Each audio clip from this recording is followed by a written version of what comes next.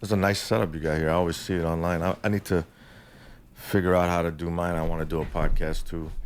You want to figure out how to do a podcast? Let me tell you, don't figure out anything and just start. That's my best advice I could give you. Yeah, because I mean so the thing is, I've always had music recording equipment and all these things and all that. But like, I mean, truly, if I was to think about it, like, for one, you could just get somebody to mix and master the audio. Yeah. And if that's the case, all you really need is something to record into in a camera. And most people can edit together audio and a video. Most people can do that. So I think it's those two. Could you pop that door for a second? For those that don't know, he let the cat out right before we started. Margot is a drama queen. Margot was itching to get out, literally. I know, and she's right back. She's right back. I think when she was itching to get out, I think that was more of a cry for help. And then when you actually let her out, she was like, "Oh, damn." Yeah, man. Is it a Margot's a girl? Margot's a girl, but Margot is she is a little bit of a drama. She's a good cat, but yeah, she knows how to do her thing. You know? That tracks, man. Yeah, that's what women do. I like cats. They want something. I used to think cats were all girls when I was a kid. Yeah. Like I literally thought that. And that's why. It's things like that. And I still think, it tracks. It all checks out. And 100%. Dogs are more masculine and cats are more feminine. And you just can't deny these things. We can't say that, though. We can't say that. No, you can say that. Are you kidding me? I think, like, cats, like, if I were to... I could go into it right now. No. Oh, no, I completely agree with you. I'll tell you all the details. And I'm not scared. I'll do it in the first 2 minutes of my podcast. I think that cats, for one, they are more... I don't want to say manipulative, but they're more like forward thinking in the sense that like a cat's not going to tell you directly how it feels. A cat's going to piss on your clothes to let you know it's upset with you, and then you have to figure out why it's upset. How many times do you have to ask Margot what's wrong before she tells you? She never tells me. It tracks. Yeah.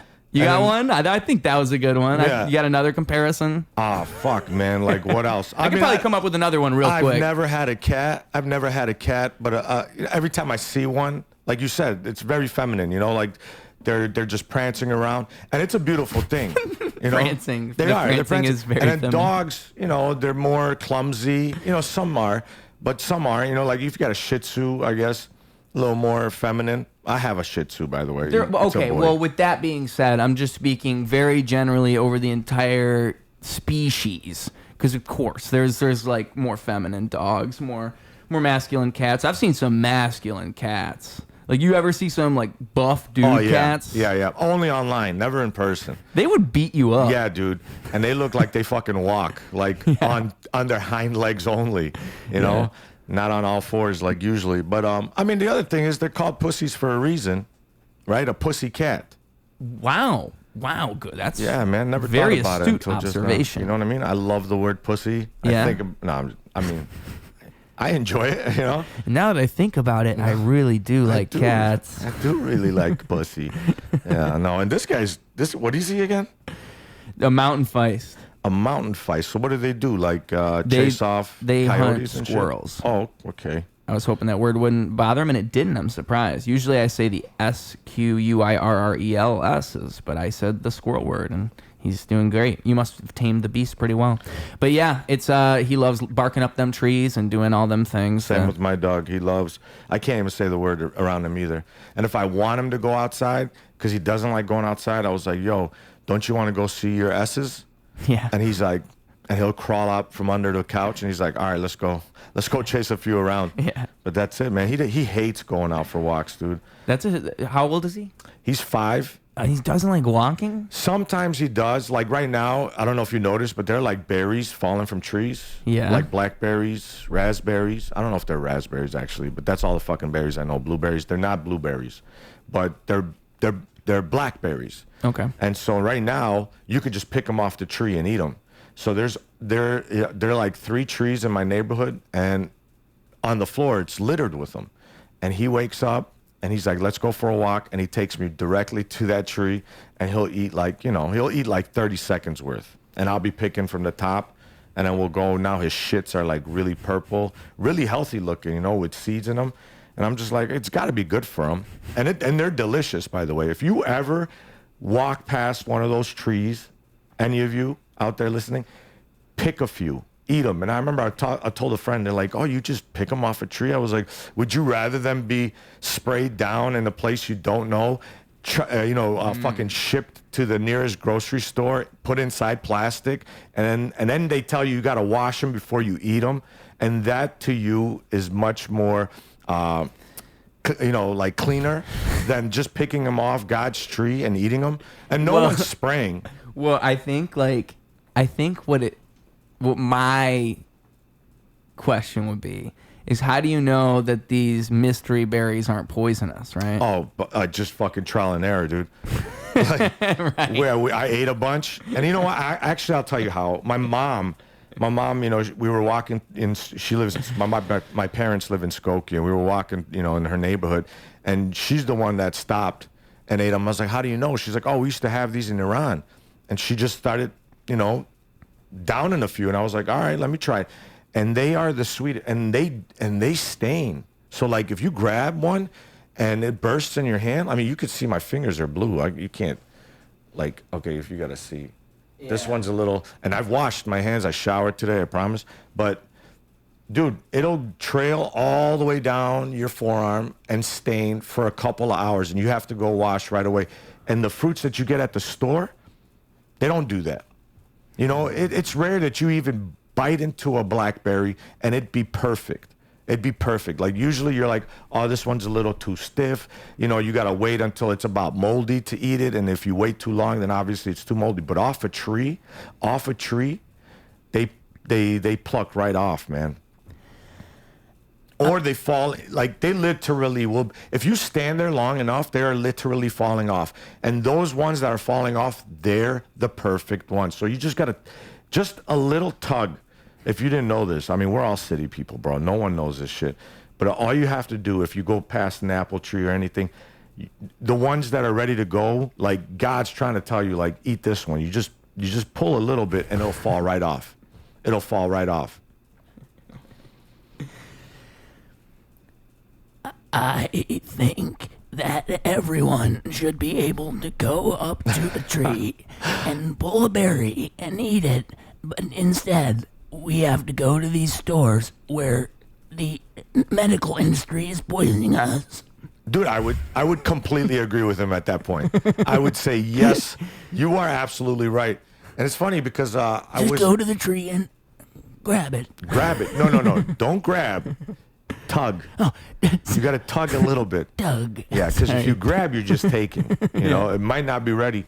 Oh, it's funny, man. I went, not to humble brag, but I did some traveling in my day because I was an international teacher. So I went to Tanzania in Africa. Ooh. And is it Tanzania? Tanzania? I thought it was Tanzania. I think there is a Tanzania. I'm not good at geography, bro. When I land there, I know where I'm at. Prior to that, I don't. My wife. No, but I'm saying the name of the country. Yeah, there is Tanzania, and No, but is it? I'm the same. Tanzania. I thought it was pronounced Tanzania. Now I fucking don't know. I don't know either. You're making me question. I know there's Tasmania. Oh shit! Right? Or is that just the devil? Tasmanian devil. He's got to come from somewhere. Yeah. But I went to Tanzania. Maybe Tasmanian devil is just a silly name. It's a play on words from the place that you were at. No, I'm pretty sure there's a Tasmanian devil, like an actual animal. No. Oh. Yeah. Damn. Yeah. You're right. I think there's a Tasmanian devil, and I think they're from Tasmania. But I was in Tanzania, and that's off the coast. Sorry, I got dyslexia. Oh, dude, don't worry about it, bro. Like, I don't know. Like, look, man. I actually don't. Look, the first place I ever lived outside was in Korea because I was dead broke. I lived on my friend's couch. When I landed in Korea, I had no idea where I was. Like, to the point where if you showed me a map, I would not know. Not even, I knew general vicinity, but I would not know that it's where it is at all, by any means. Like, I would just point to China, and I would think it's Russia. No, when it comes to, like, geographical dyslexia, yeah, I need to, like, train my brain. I'm pretty bad with the map. Yeah, I think we all are a little bit, because, like, we don't use maps like we used to. Huh? Did you grow up in Chicago? No, I grew up in Swartz Creek, which is right next to Flint, Michigan. So I moved to Flint, like, 2020, then I moved here 2023. Did you go to public schools? Yeah. Okay, yeah, we came up the same fucking way, bro. They didn't teach us shit. Like, and this is coming from a teacher. Nothing was taught in Chicago public schools. The only things I was taught was personality. Like, everyone that, everyone that comes up in a public school system, I think, are better off for it. But when it comes to geography, like, no, dude, it's a loss. It's a loss. Yeah, that's a good observation. Because, I mean, when I think about school, I don't like the way that school is structured. I don't think it's a good system.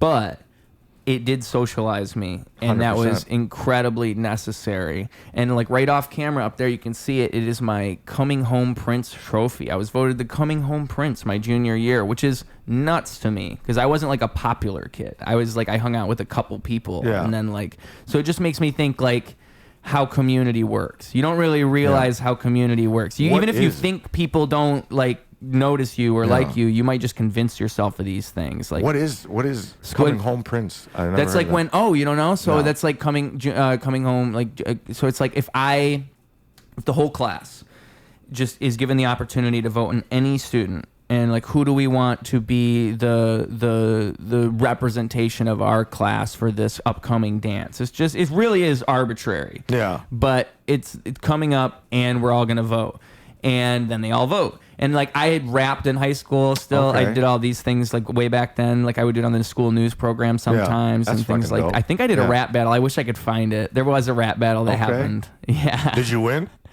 I think it was we did it like epic rap battles of history where it's like, who won? Who's next? You decide. Have you ever seen epic rap battles? But like, is there a winner? I always thought there was a winner and it's loser. like a fun like. So epic rap battles of history, that's a whole fun thing for you to explore. I mean, it was this thing on YouTube back in like 2010, and they were doing like just fantasy rap battles essentially. And one of the most popular ones, James Najjar has showed me this. He hasn't memorized actually. Is Hitler versus Darth Vader, and I want to say it was they did 3 of those. I want to say it was the second one. That's the best one. Hitler versus Darth Vader is really good. They did so many though. I mean, who are you gonna root for? Like Hitler or Darth Vader? Well, let me just tell you the first one. I feel like Hitler definitely won. The first one, Hitler definitely won. Just like based on bars alone. Like I think the bar it's like starts with I am Adolf Hitler, leader of the Third Reich. Also, also little known. Super dope on the mic. I think it's something like that. I like it. It's really fun because it's all concept rap and it's taken to like the most ridiculous level. And like when you watch these, they also it's YouTube, so they're doing music videos for everything. They did so many to the point where they probably burnt it out. I mean, it was like Jack the Ripper versus somebody at one point, like probably Jack the Ripper versus Michael Myers. Maybe that's what it was. Yeah, they did so fucking many. Like no, but just. But that was what the school thing was. Yeah. That was me. It was us doing that concept because everybody would have known what that was. So anybody at the school. So they get like, oh, it's like a fantasy rap battle where I'm going to rap and then he's going to rap. But I can't remember anything that I said. I know I did multiple things on there. All of that being said, it's all about the trophy over there sitting on the mantle. And your peers chose it. And my peers chose it. So That's big. And so it's cool because it's just completely random, essentially. The next year, I actually tried. The next year, I was like, oh, damn, I won last year. Maybe I'm going to like... And I remember on the school program, I made like some stupid like... It was just so dumb, but it was like a campaign like thing where I think I like stood there like heroically and said all the things I would accomplish. I don't know. I probably... If I did it now... You already know it would be the most amazing thing you've ever seen, but I probably fucked up the execution in the 10th grade. And I think the motivation... that's the thing about trying to do your craft. My wife tells me all the time, I'm a comic and I'm trying to make it. And I always thought, I was like, oh, one day I want to be famous. She's like, fame is not what you should be going for. You should be going for being the best at what you do. And so like when you got that, you weren't thinking about winning that. And then when you won it, you're like, I want to win it again. So your whole motivation and your execution changed because your goal changed. Yeah. And then I think your peers kind of felt that. They're like, now he's trying too hard. Especially in high school. Like high school, bro, you're constantly putting on a fucking facade. Like as soon as you wake up to the time you come home, you're trying. You're actually trying out. Like, unless you're one of those outlier kids where you know who you are and you're comfortable in your own skin, that you could be you.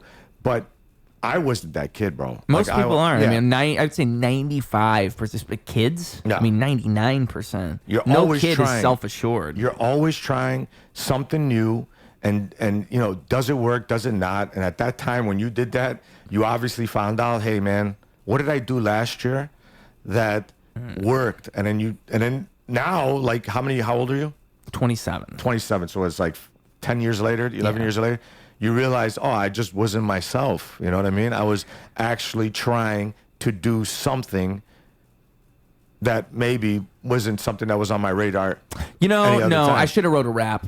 Now that I'm looking back on it, I should have wrote a rap. I should have like went on the school news program again and wrote this like crazy rap about why they should vote for me. Now that I think about it, that would have been the move. That would have been checkmate. So your execution, so you're telling me your execution, you actually got up there and you started like politicizing, like a politician? I don't even remember what I did. I think I played into a gag. I think the gag was, oh, it's a political campaign ad. Yes. Like I think that was the gag. Right. It's like, Okay. oh, look, he's campaign adding on the news program Yeah. for our school. So I thought that was a funny way to do it. I think that's what I did. So you learned early that politics not your thing. Yeah. You know what? Have you ever thought like, could I be a politician? Have you ever seriously done that thought experiment? I have. Yeah. I think that I care about things, and I think that I do have the best interest of everyone.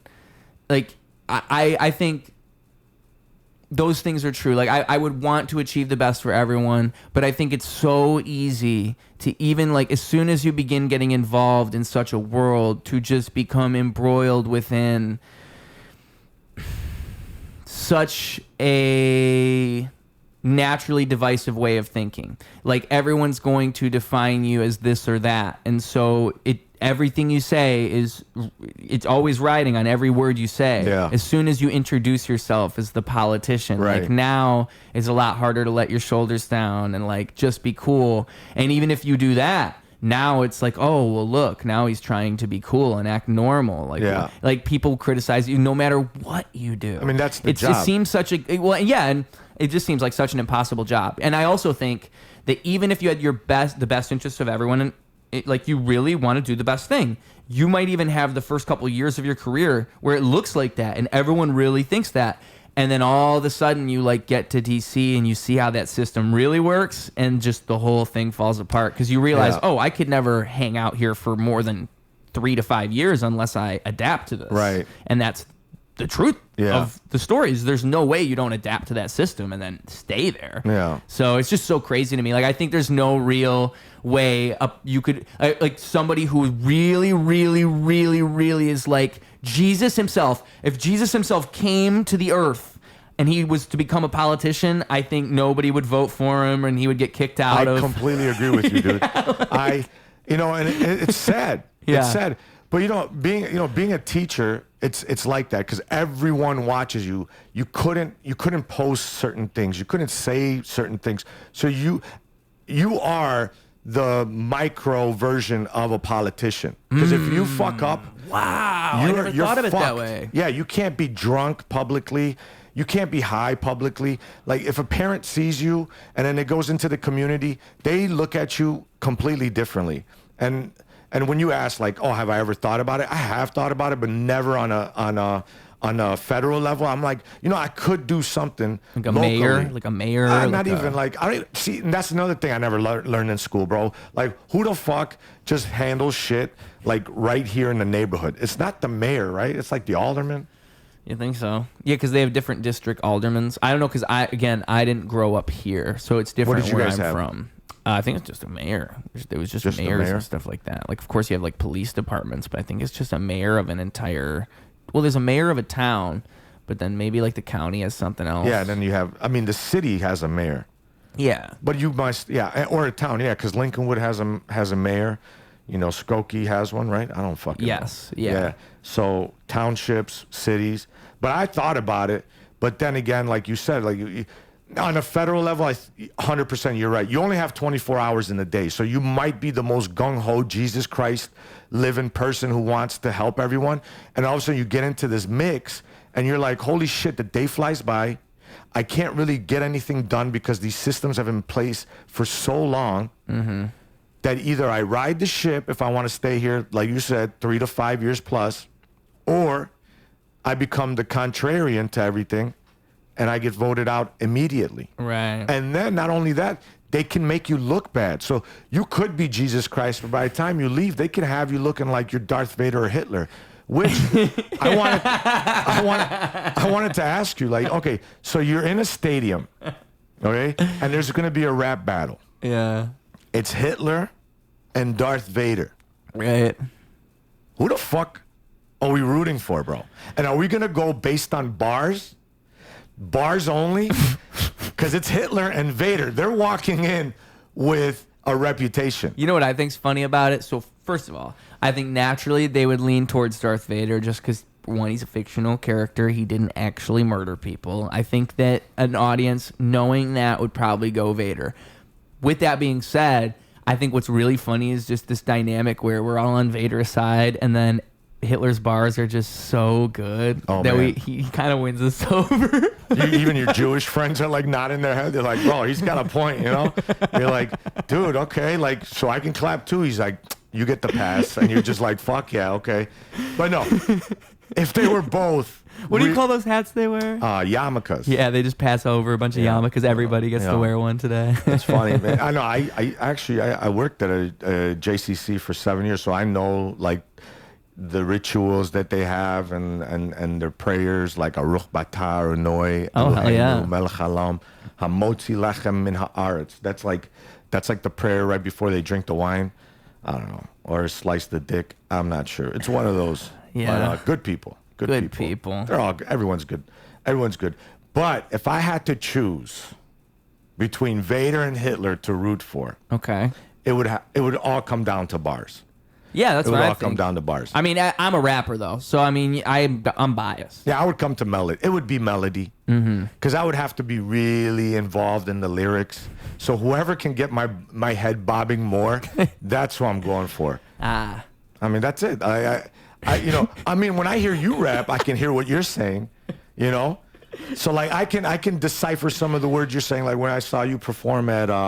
where were we? At the Glenwood? Yeah. And I was like, man, I really like that line about being in prison, but with prisms to make it... Lock me into prison through a prism, then it multiplies.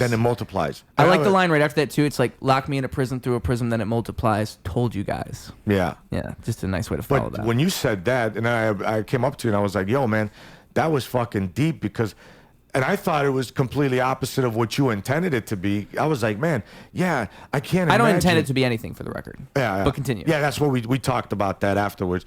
But I thought, I was like, hey, man, when you said that, I was like, that's fucking dark, bro. Like going to prison and then somebody gives him a prism so it can multiply. So everywhere he looks, there's an infinite amount of what he's into.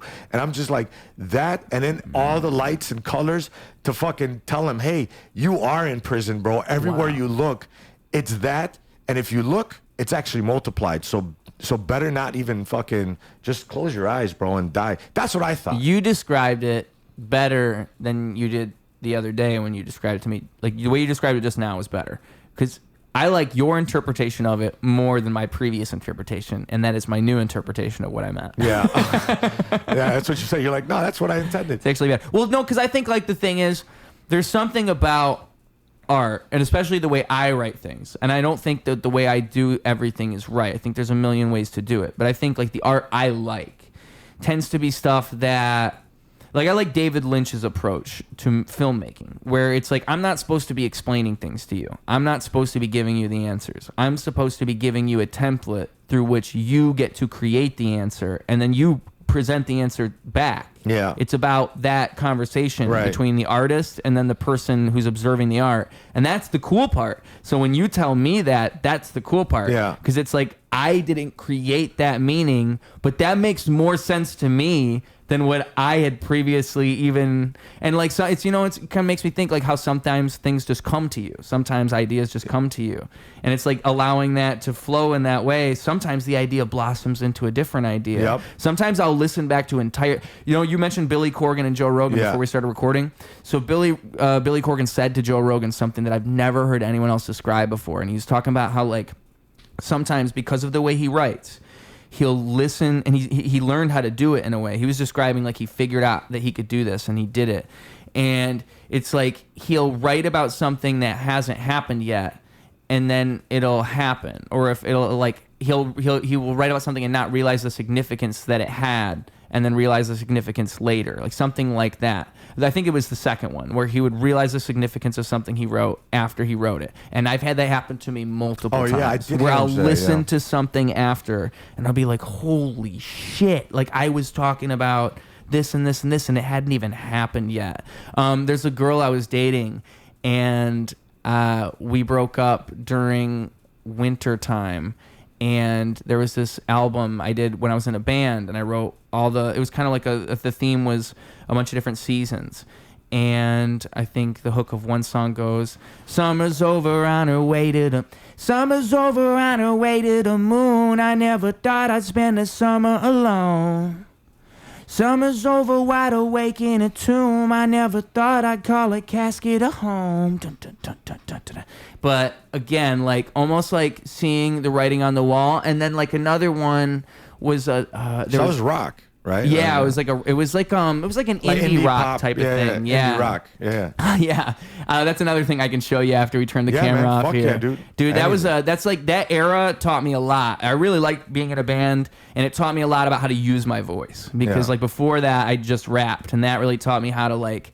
There was a very distinct singing style I figured out when I was in that band, because I don't really listen to indie rock, so I think I just improv'd something else. I think that's what you gotta like hold out some notes longer than one beat, you know. There's there's one song called I think it's still Summer Alone. I think it's Summer Alone. That whole song, it's almost like talking about losing someone after something, and then the very end of that song, oh my god, I love it so much. And it's like a breakdown, and so it goes, wait for me on that golden coast, I see the seas, I know you're close, I'm pleased to be your frozen ghost. I'm reaching sea, don't you even know? Don't you even know how it needs to be, how I see it go? And then like this point I'm like screaming, I can't do it. How I seem to be, as of recent, no way to reach for me, way to speak, and I know, well, eat me to pieces and leave me the poem, and leave me for summer, we'll go it alone. I know I'm a bummer, just loan me a home, and we'll see the world, well, as I have known. So that's basically it. Wow, that's fucking good, dude. Thank you. It's almost like a classic rock thing. Yeah. Yeah. Well, yeah, I mean, I want to hear everything that's involved with that song. That was fucking good, dude. Thank you very much. much. So you have a rock background, and rap Sort was your of. first one. I think of it's just music is music is music. Yeah. That's how I think about it. It's not even like I don't even think of rap as rap. I just think it's like music is music, and it's just whatever happens to be. Like if a rap song calls for someone to use their voice a certain way, you might even start using your voice in a way that sounds like a rock song. Like you'll even hear a lot of rock artists do like rap stuff sometimes. I think it's all just music, and you can blur those lines, and like it's I mean. You got a distinct sound, like it. You kind of like not have a lisp when you start doing it, but it's almost insinuating you do, but you don't.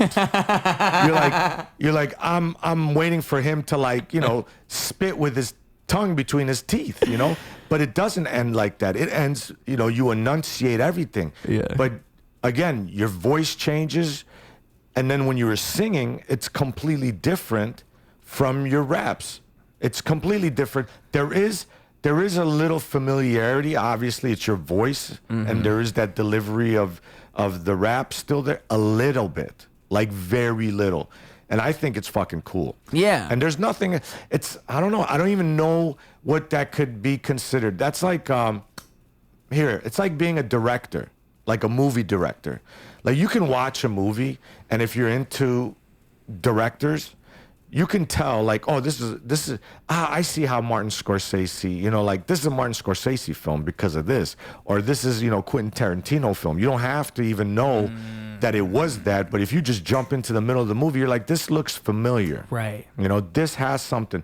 And then today, with the music, for me, it's just, and I think this happens as you get older and everyone says it. I do love music. So I got like Spotify, just to let everyone know.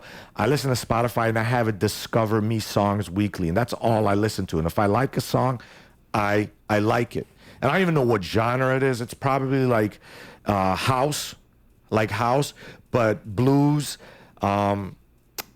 I mean, different stuff. I don't even know who these fucking people are. But I'll drive and I'm like, oh, I like this song, and I'll just press like. Now I got 500 songs. But back to my point is, nowadays with movies and music, I think everything is just thrown down this, and it was happening in my era too, but it's put into a factory, and the factory just washes it of everything authentic and then gives you what you think you like to hear. And so when you put on a movie now, you can't name who fucking directed it because it all looks the same. Yeah. And with music, it's the same thing until you have that authentic person step into the realm. Yeah. And you're like, this is a bit different. This is a bit different. I like it. For some reason, it's making me feel nostalgic. I even know this person, but it's home. It's like home, for the senses.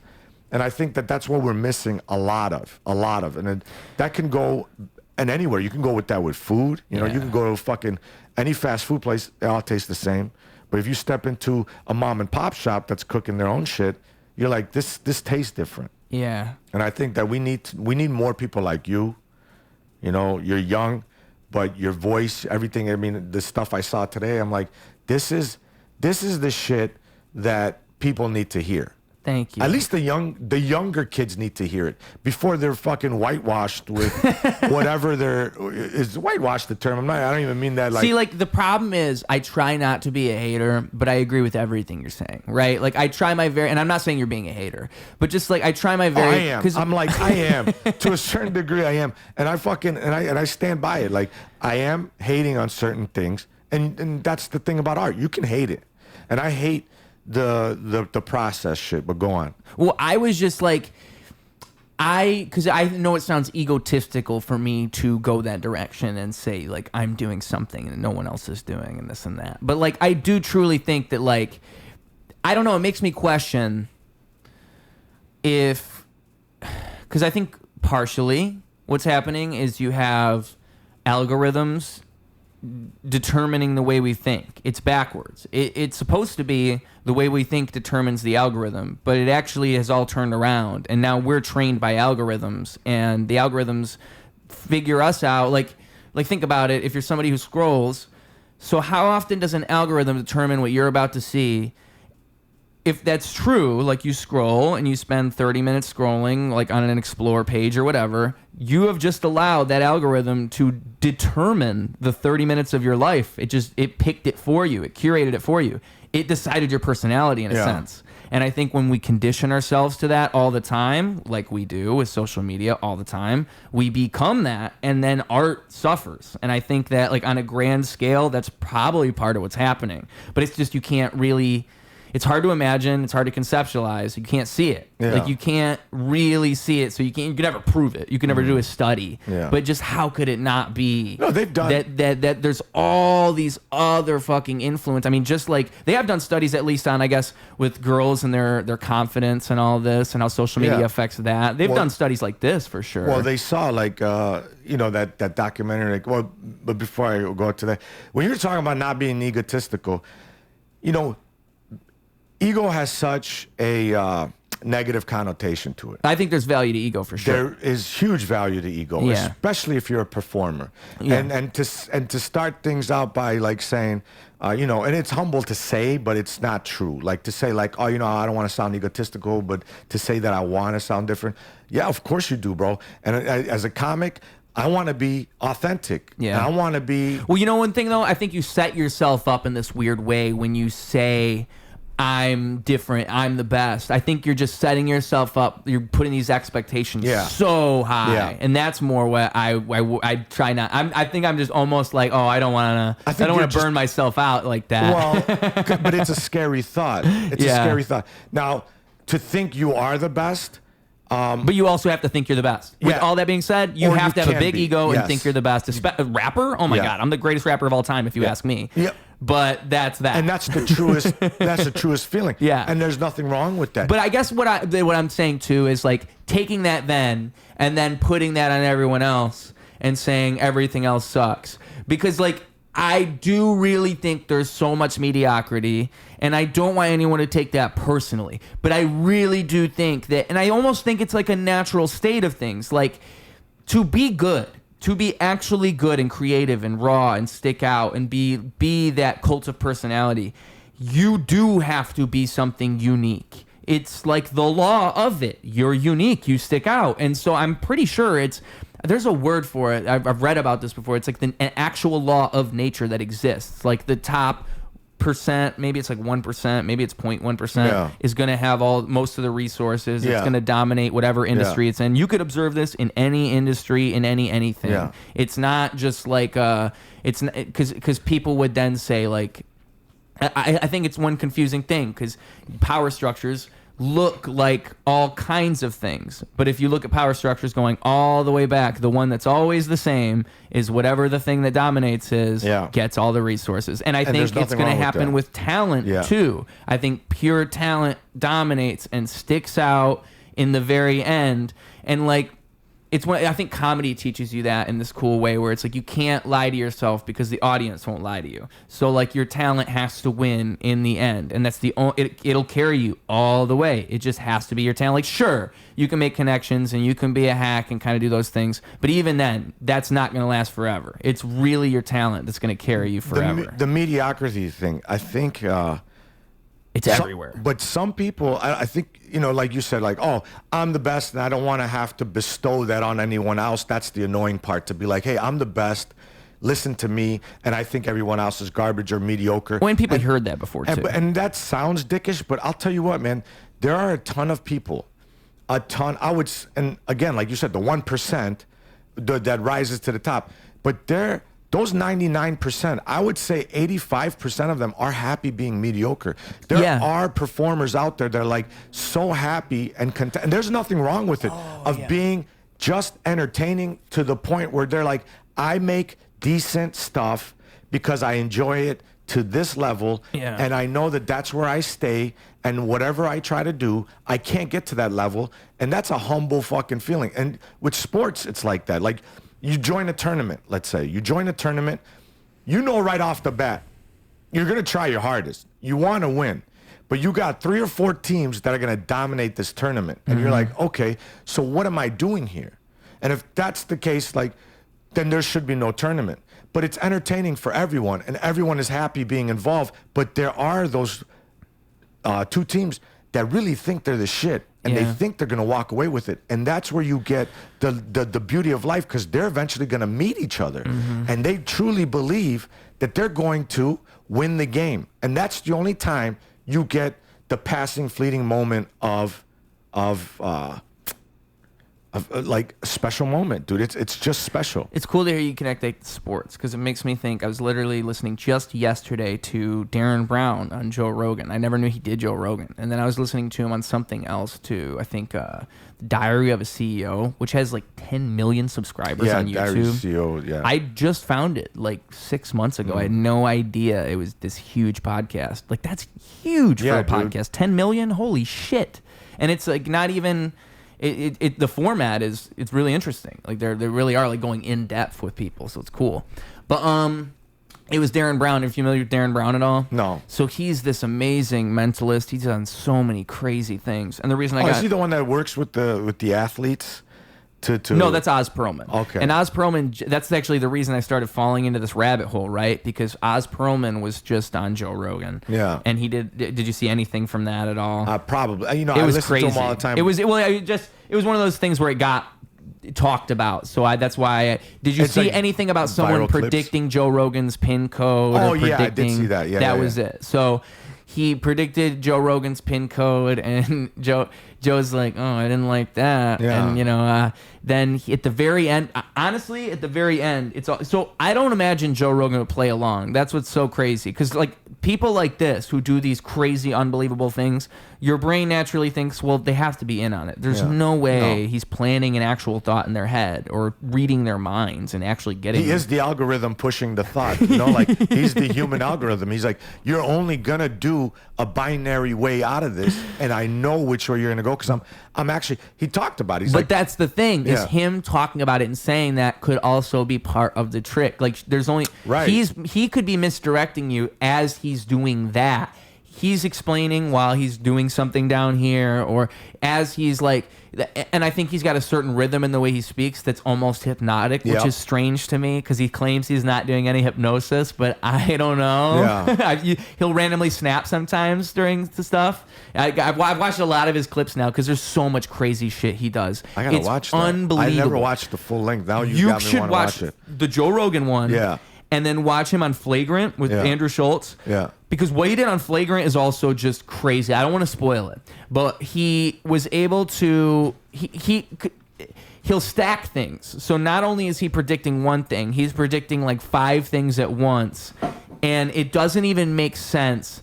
It seems impossible unless there's something that he did beforehand. But the thing I was just going to mention at the end of Joe Rogan is that there was a photo inside of the envelope that he brought in. And so he said, I want you to think of a celebrity that's sitting across from you, dead or alive, right now. Think of anybody you want, and then think of them now, okay? All right, now think of the second person, because I think it's even better if we go deeper. We think of the second person, the person that you might have thought of, you thought of before you were thinking of that first person you were thinking of. Now, who would that person be? And then they already announced who the first person was. And then he gets him to say the second person. And Joe Rogan says, Muhammad Ali. He reaches in the envelope. What does he pull out? A picture of Muhammad Ali. Joe Rogan pulls out the picture. Then he's holding the envelope as he says Muhammad Ali. And then he pulls out a photo of Muhammad Ali. And that's how they end the podcast. It's just because he like said, all right, past, present, and future. Your entire life is in the envelope. That's how he framed it. And so the future was in the envelope. And that was... He knew what he was going to say in the future, which was Muhammad Ali. He spends 24 hours. He spends his whole life analyzing a person's mind. Yeah. You know? It's amazing, dude. And it makes you wonder, again, how much of it is a trick and how much of it is real and how much of it is... Let's break down the word trick. What is a trick? Okay. A trick is something where you believe that we are on the same exact, like we have the same, it's almost like, dramatic irony, where the audience knows something that the character doesn't know. You're the character that doesn't know. Mm-hmm. And I'm pulling a trick on you by not giving you the information that you need to understand how I did what I did. I think that's a trick, is me doing something without you knowing the proper amount of information to know what actually happened. Right, but the outcome based on how many variables that outcome can have, the trick becomes impressive. Oh yeah, I mean, especially when you're predicting numbers in people's heads and letters and all this. And he picked a 4-digit. I mean, it's 4 digits for a reason, to make it quote unquote impossible to figure out. Well, and the way he did it with Rogan, I think he's done this with other people too. He did it with the Kansas City Chiefs. I saw that. When he was at one of their team meetings. Yeah. He pointed to one of the guys on the team. He's like, anyone have a nickname that they haven't gone by in a long time? All right, what's your nickname? And he fucking wrote the nickname on the board. And then the guy said his nickname, and he turned around and said, I mean, whatever you want to call that. I think he's a witch. Shane Gillis has said it. I agree with it. I think he's a witch. I think... Oh, yeah, he was on Shane Gillis' podcast, too. Matt and Shane's secret podcast. He was on there predicting people's... I think he got Shane Gillis' pin code on there. That was what it was. Honestly, I just think I just think people are so fucking good at anything they want to be good at. Yeah. And if you just spend time doing it, yeah. you will perfect it. Now, you have to go above and beyond. Like, you have to sacrifice something. You want to be the best basketball player in the world like Michael Jordan, then you're probably going to have a divorce and your kids are probably going to hate you because you can't be great at everything. Shout out Tiger Woods. Yeah, Tiger Woods is another one. This guy, I would probably bet that he has a small circle of friends and family. Yeah. I don't know. Well, okay, so I fell down this rabbit hole because I saw that. He mentioned he was on Flagrant. He mentioned someone asked him. It was the guy who does the Camp Gagnon podcast. I can't remember his actual name, but he's on Flagrant. And he asked him like about hypnosis and if there's any hypnosis involved. And he said, no, I don't know much about hypnosis, but my friend Chris Jones, he looks like Drake. He would know more. He'd be able to answer your question better. Who, Chris Jones, is going to be on this podcast. He's from Chicago. He's going to be on this podcast within the next couple episodes. Get the fuck out of here, dude. Yeah, we're going to have a hypnotist on here. That's I'm real dope. excited. Yeah. Don't let him fiddle you, bro. he might end up taking your butt virginity. My eyes are going to be wide open. I'm assuming it's virgin. But no, dude. I mean, good thing you're recording it. And it's not just voices, bro. You never know, man. Shit. You're right. I should have the camera on the entire... I mean, Pearlman is telling you, I'm not the one to ask. And I just blew everyone's fucking mind. I have a friend who's actually more impressive or just as impressive. And he's going to come into your apartment in Chicago to... I mean, that's really amazing. Excited. I'm like, I don't know if I'm hypnotizable. That's what I've been thinking, like leading up to it. Is like I don't even know because I've seen I think the question is whenever you see these people do these types of things, like I think he already knows. Yeah, he's already thinking going into any interview, anything. He's already thinking like, oh, should I try to hypnotize them? He's probably already thinking like, do they want me to? Yeah. But I don't know. Like maybe they probably feel it out too. I'm not part of this world. I don't know. Maybe they feel it out. Maybe they show up. As he's greeting me, he's like watching all my... It's like dating, you know? When you're dating, you're like, can I grab her boob at the movie theater? Exactly. You know? I mean, she's here, right? She likes me that much. Is she an ass girl? Yeah. And it's like you go for it, you're like, you're unhypnotizable. It's not me, it's you. Sorry, I thought you were willing. It's the same exact risk too, right? Because you grab the ass, it gets real awkward real quick if she's not the ass girl. If I try to hypnotize you and you don't get hypnotized, it's then really awkward. And now it's like, oh.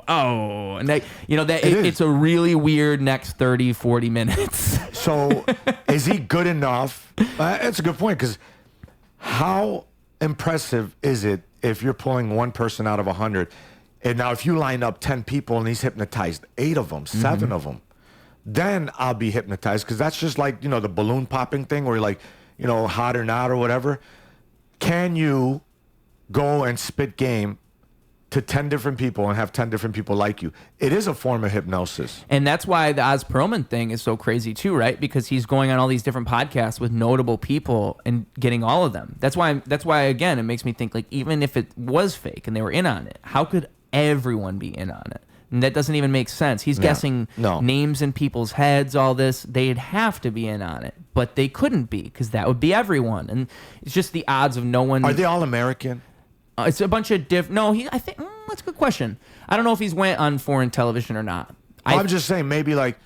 Because if you were to talk to me and he's like, oh, think of a name... I could think of a Persian name that he's probably not heard of. Well, I've seen him come up with obscure names, though. Oh, really? Like, at least with, like, Shane Gillis. Like, when he's on these sports podcasts, like, he can't be some crazy football fan, but somehow he's pulling out, like, the linebacker of a team from 3 years ago. And that kid's fucking... he had a really distinct nickname growing up. Yeah, stuff like that. Yeah. Exactly. So, it's like because again, you try to make sense of this shit, and there's just layers to it. You peel back one layer, and then there's a whole other layer. Like, okay, I get how he might have did that, but then how did he do that?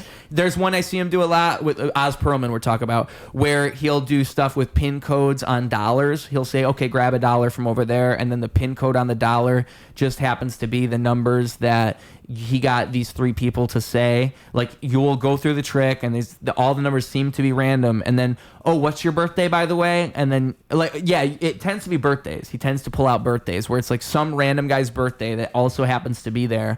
And then, what's your birthday, by the way, you in the back? And the guy goes, huh? My birthday's July 35th. I was about to say. It's like, bro, if you guessed that shit, I'd be fucking impressed. You're a fucking wizard for sure. Yeah. He says that. And then you look on the dollar and oh my God, it's 1, 2, 3, 5, 7, 6. It's your birthday on the dollar's pin code. Like on the actual number on the dollar bill that we established was over there the entire time from the beginning.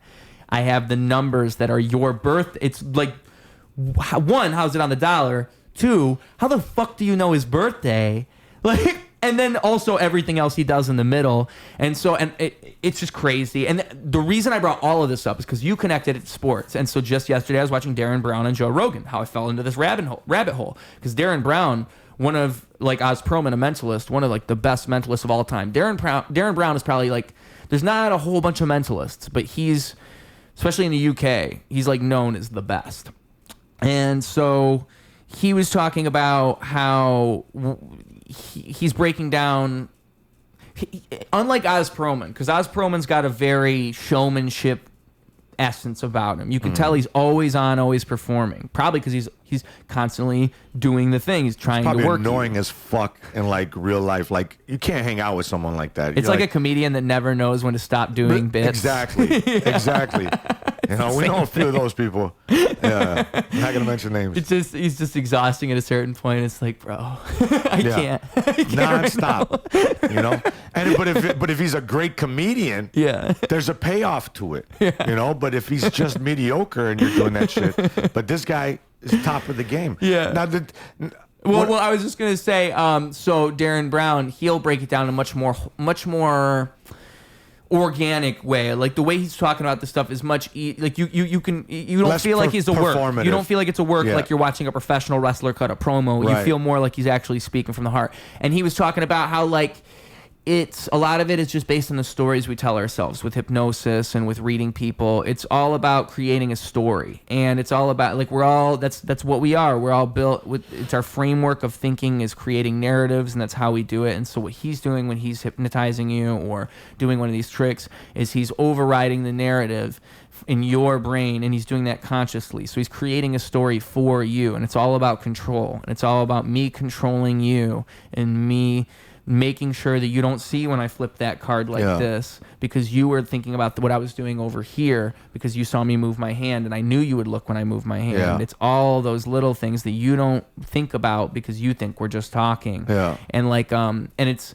creating a narrative. And in sports, he connected to sports because he was saying in sports, the narrative is I want to win, and that's the narrative that upsets you and makes you upset and burns you out. And the narrative should be I want to play to the best of my ability, right, and then you're satisfied. And that was that's basically what you said. Yeah. It's the same thing. But also the story of wanting to win is a very endearing story. It's the Super Bowl. Yeah. It's every classic like gladiator match. It's everything. It's the rap battles. It's rap in general, I think. It's why Kendrick, when he dropped the verse on Control, if you're familiar with that amazing verse. Yeah. That was like the first time in a long time a rapper had dropped a verse where he calls out multiple rappers by name, kind of like bringing back the competitive nature of hip hop. This was before the whole Drake thing recently. Like, I think he mentioned Big Sean, just a bunch of different rappers where it's like, wow, I'm surprised he would say those names. I think maybe it was on a Big Sean song. I might be mixing that up.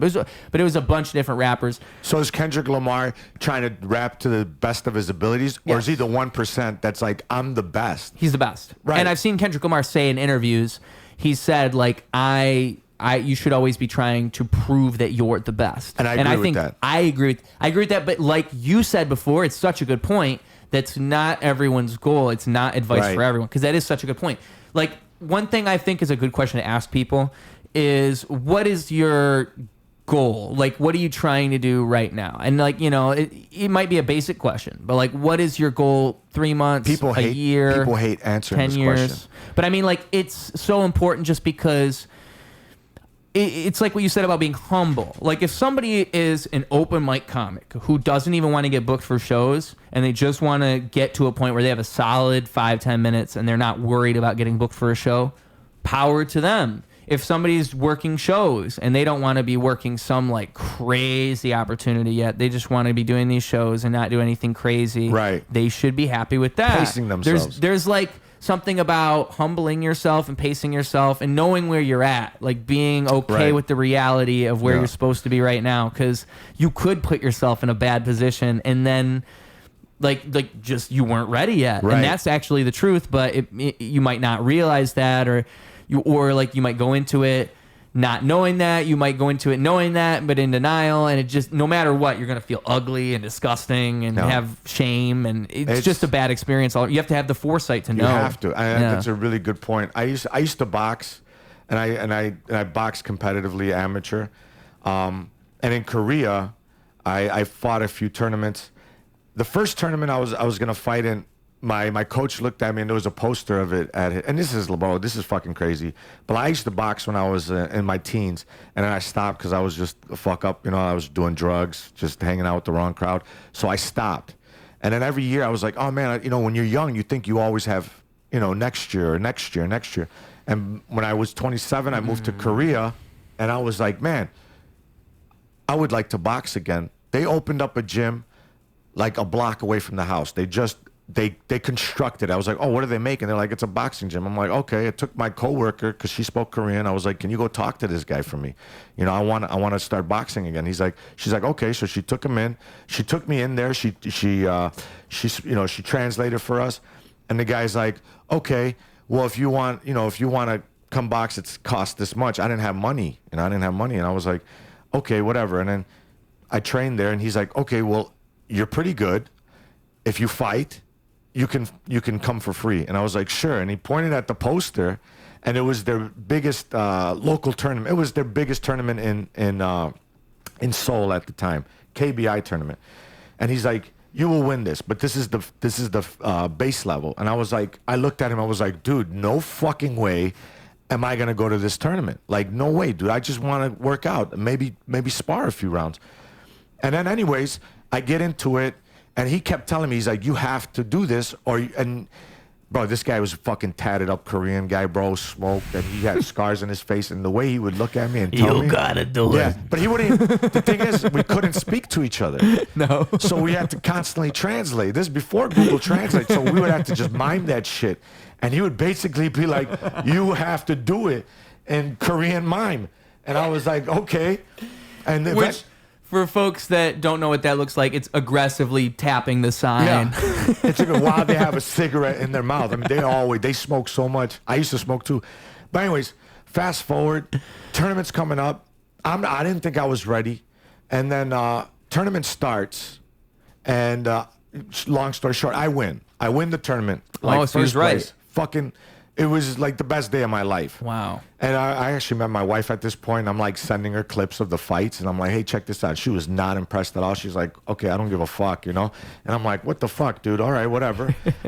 Shout out to my wife. Love you, babe.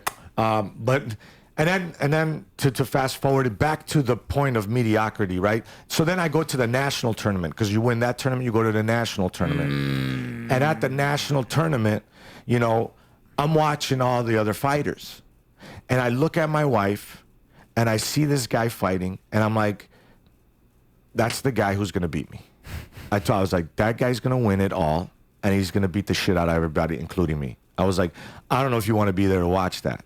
And she's like, I think you'll do great. I'm like, you're supposed to say that, but I'm telling you right now, I'm not as fucking conditioned. I'm not as driven. He's younger than me. Even on my best day at his level, I wouldn't have beat him.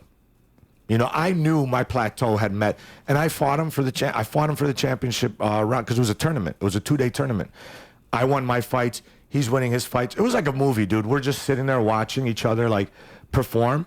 And he was a Kyopo. That means he was Korean, but he was from America, so he was Korean American, right?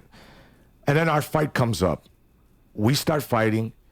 First round, I bloody his nose, and And I always thought, man, the refs in Korea, like if you're a foreigner in there, bro, they play favoritism, obviously, you know. So his nose is bleeding, and they keep wiping the blood out of his nose. My nose starts bleeding. No one's stopping the fight for that. And I kept holding him. You're not supposed to do that in amateurs. They warn you. It's not like professional where you could like scuffle and then hold to take a break. I kept holding him, and the ref stopped, and he said some shit to me in Korean. And I look at the guy I'm fighting, I'm like, what did he just say to me? He said, stop holding me. And I was like, then you stop hitting me. I was like, you need to stop hitting me. I'll stop holding you. Third round comes around. I didn't even stand up for the bell. I was like, dude, I'm done. I'm done. It was a close fight up until that point. But he started beating my ass, like really bad. And I was like, I'm done, dude. I don't want to do this anymore. And that was the last fight I had. And I just walked away from it. But I knew before it even started, I wanted to be good. I wanted to be great.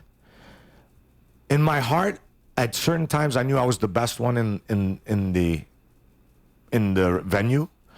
But when the venue got bigger, bro, I knew my place. Right. And I know there are people, most people walk around like that. Most people walk around like, I know my place. It's to do the 9 to 5, go home, relax, watch Netflix, go to sleep. And there's nothing wrong with that. Yeah, I mean, like, it's interesting because I saw Mr. Beast once say on, like, an interview, like, he doesn't like to hang out with people who don't do things. And I saw people criticize him for that in, like, the comments. But I really understand what he's saying, 100%. 100%. Like, I mean, when I'm around people who aren't productive, or if I feel... That's why I like doing this. Yeah. Because I'm hanging out with you, but we're also being productive at the same time. And this is very rare. This is the first long form podcast I've ever done. So it's rare for me to even not have my phone on me. You know, yeah. I consciously do a good job of not doing it during the course of a day, but I look forward to times like this. Right. Yeah. Yeah, man. Well, it's important. Yeah. Why did I bring up podcasts? Why did I say that long? You said the long form Mr. thing. Beast said. Oh yeah, because Mr. Beast was talking about like not hanging out with people who don't do shit. Yeah, because you need people who are like in the same mind space as you. It's kind of like I heard Gary Vee is a funny guy, but he did say once, audit your inner circle, and I think that's a great way to put that idea, to always be auditing your inner circle and always be thinking like, is this person really doing good things for me? And if they're not, you don't have to completely cut them out of your life, but you don't have to hang out with that guy every day either. 100%. And they might want to hang out every day, but you have to draw the line. Right. Because if you don't, and a lot of people don't, and then they just let life happen to them, and all of a sudden you're hanging out with these people you don't even really like. Right. And all of a sudden you're acting more like these people, and now all of a sudden you're someone you don't like. And it's just because you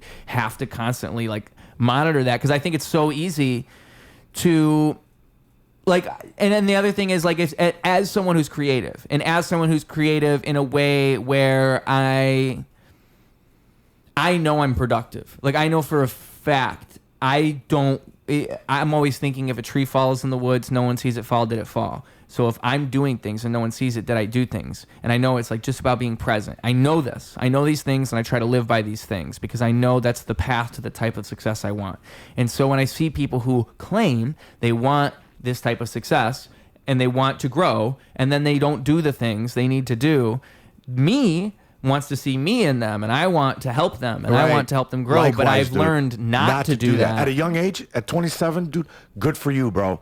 Good for you. It's a waste. It's such a waste. But not only that, you become the annoying guy. You become the annoying guy. And then people talk shit about you, like, oh, who the fuck does he think he is? Because he's doing this, that, this, and whatever. And I made that mistake because I moved. I was dead broke, and I moved, and I would like tell my friends back home who I was hanging out with every day. I'm like, you should do something with yourself. They didn't want to hear it, and I got annoying after a while, and I shouldn't have been telling them. Yeah, you know, but.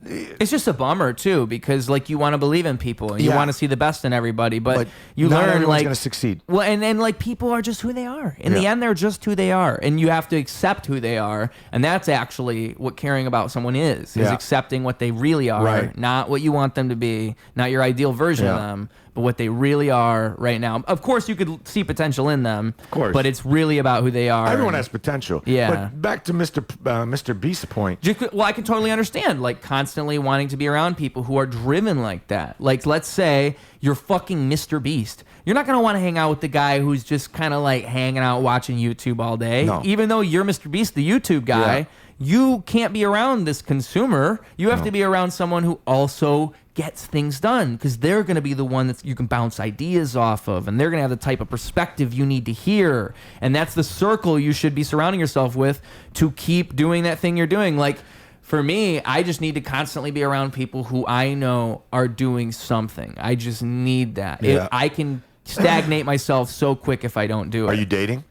No. Well, you're prime pickings for a woman, like, ladies. That's what I'm saying. These ladies, right? I'm a great listener. Yeah. I don't want to assume it's 2025, but ladies is what you're after. It's ladies. Yeah. Yeah. Bro, this guy, I mean, from an older guy, I'm telling you right now, he's got his head on his fucking shoulders. You're driven, you're creative. Bro, people, you're going to get swooped up right away. I tell you, my wife keeps me in check. Like, you know, there have been times I go into lulls and she's like, yo, you're not doing shit. You know, This is not sexy. This is not sexy. And friends tell each other that. But, you know. I've seen Lex Friedman say about Joe Rogan, he said that, like, something you don't see with someone like him is how much his wife actually motivates him. 100%, dude. And it's so interesting to me just because, you know, you never see that. He doesn't publicize his relationship with his wife. But it is interesting to think, like, there is a woman who is keeping, like, not like he needs her, but just like he needs her. You think he does? Listen, I think supportive people. No, go ahead. Sorry to cut you off. No, I'd love to hear I'm what you very have to passionate about this. Okay, my two, and fucking hate me if you want, but the two worst things anyone could say. Well, it's just one thing, but from all genders. All right, from all genders, you cannot fucking ever say, I'm a strong, independent woman, I don't need anyone. Mm-hmm. And you cannot be a guy who says, I'm my own man, I don't need a woman. You know? Those are the two scariest fucking people you can have. Because one, chances are, might become a school shooter, being the guy. The girl is annoying as fuck and probably burned every fucking bridge she has. Now, on an extreme, these are extremes, people. Okay? These are the extremes. This is a spectrum, and this is the other end of the spectrum. In the middle, if you want to live a happy life, you better do your best to be part of a community. And the community starts with just one other person. And one other person. I'm a traditionalist. This throuple shit, this fucking, like, you know, having, you know, whatever. If it works for you, great, you're an outlier. But on the fucking, on a status quo, you need to be a better version of yourself for another person. That is the ultimate goal. No one is independent. Like, no one should you should strive to be independent at first because you're a product of your parents and you need to be independent to get out. But after that, you better be good enough to support someone else. But you cannot get someone who doesn't want to support themselves either. So then you got a symbiotic relationship. And then the ultimate goal is to have children, right? I mean, if that's your goal. I don't have children. But then you get children. And after that, if you're taking care of yourself, taking care of your family, and everyone has said this is not me saying it, then you go outside to your community and try to help out your community.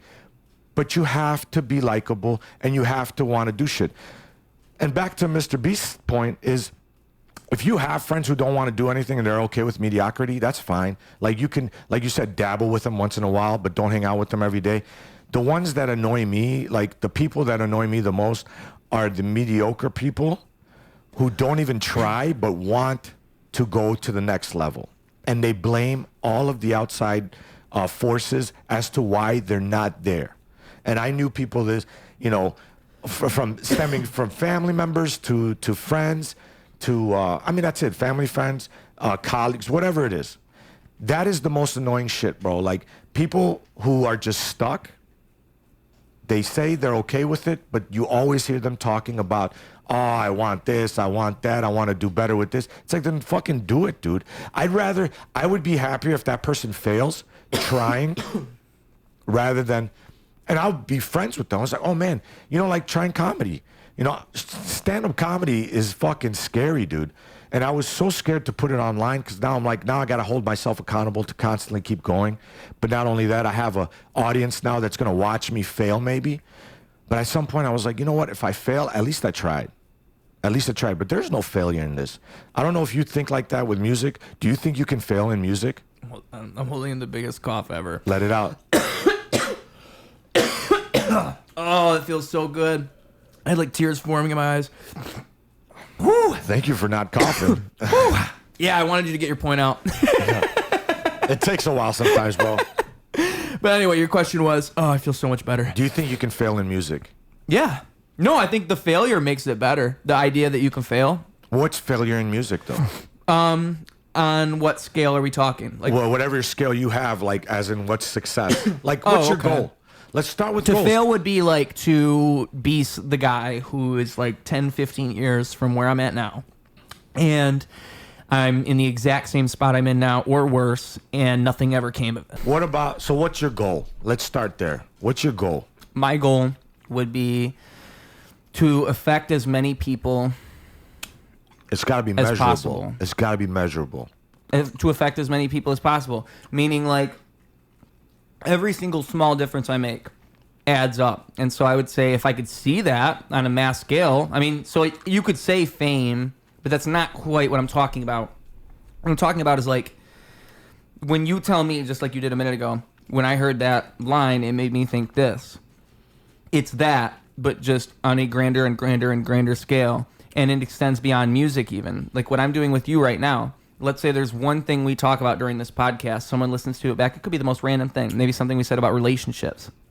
That makes them go initiate a change within their relationship because they heard us say it. Yeah. It's like the belief that every little thing can snowball into all of that. And then doing that so many times and putting myself in a position where I can just achieve that on a grander scale. Okay, let me break it down even more for you. So to fail at that, I should say. So sorry to cut you off. No, you go ahead. But, okay. We wake up one day. Ruse is successful. He met his goal. What does your day look like? From the moment you wake up to the moment you sleep, that's successful day. And then I'm gonna stop you while you're talking about it and ask you how that happened. Okay? So that's how we're gonna talk about it. You visualize. I don't want to hear, I want timings. Are you the hypnotist? Is that what's going on? I had taught for a long time, bro. And you know what? I did this with my students.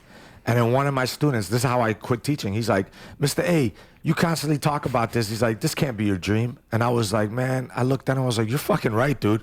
I was like, I hate this. I didn't tell him like that. And I went home and I started really writing down what I wanted. And I started like this. I was like, what does my perfect day look like? So back to you. How would your day look? I want to know about your house or your dwelling. It could be a fucking skyrise. I don't care. But where are you? Who's around you? What are you doing on your day from morning to sunset? And I want like food too. Like you gotta think. Dude, you gotta be specific. You know, this is what dreams are about. You have to dream it. So go on. You wake up. Where are we?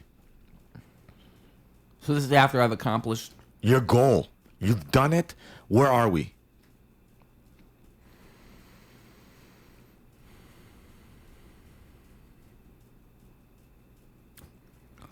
All right. I'm at the beach house that I bought my mom, that I always told her I would buy her. She lives next to the beach now. What city, what state? That'd be her choice. Okay. But let's just say she chose Florida, somewhere in Florida, 'cause she likes how hot the water is there or something. She doesn't want it too hot, so it's not too far South Florida, right? Or not West Coast because it's cold. Yeah, we ain't in the Keys. We ain't crazy, though. Yeah. You know, not too cold, not too hot. Okay. Goldilocks. Okay, yeah, that's perfect. Mm-hmm. All right, keep going. I let mom pick, you know? Yeah, keep going. And so we wake up there. For breakfast, gotta hit some eggs for sure. Eggs, bacon. I mean, Who's cooking? my mom would probably cook it since she's so thankful for me for being the best son ever. That probably would be She'd be like, "Oh my God, you actually got me the beach house. You're the best. Hell yeah. I'll make you breakfast every Fuck day yeah. forever." It'd probably be like the type of dynamic we got going on. If I'm imagining I don't live with my mom in this scenario. Just visit. She's visiting you. Or I'm visiting this her. is her house. Yeah. Yeah. You're visiting It's her. like I'm basking in the glory of my beach house I bought for my mother. I'm That's like, you know awesome. what? This is pretty kick-ass, Mom. You were right. Yeah. It's that type of thing. Fuck yeah. We eat breakfast. Maybe we go out for breakfast, but either way, just gonna have a nice big-ass breakfast, like maybe some mashed potatoes in there and just a bunch of very filling, all the fixings, right? And then after that, probably just doing another podcast. I mean, probably gonna be doing a never gonna stop doing the podcast. We're probably doing that right there. Do you have a studio or people you like traveling Let's just around? say when we do them at my mom's beach house, we just chill out on the beach. I figured out how to do it where we can just like sit on the beach. Like that one dude, podcast that's that fucking amazing. Drake did one like that once. I can't remember who it was with. It was Drake and I think a comedian. But they were, oh no, it was Lil Yachty. Drake and Lil Yachty were sitting out on the beach. And that was a cool look for a podcast. And you can do it. You can. You Yeah. just need the right audio. Mm-hmm. That's it. So that would be cool.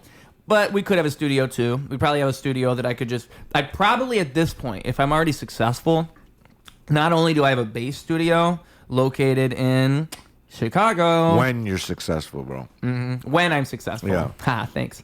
Yeah, so when I'm successful, the bass studio is in Chicago, but we'd probably have a portable one too. Like Steve-O has that RV. I would probably have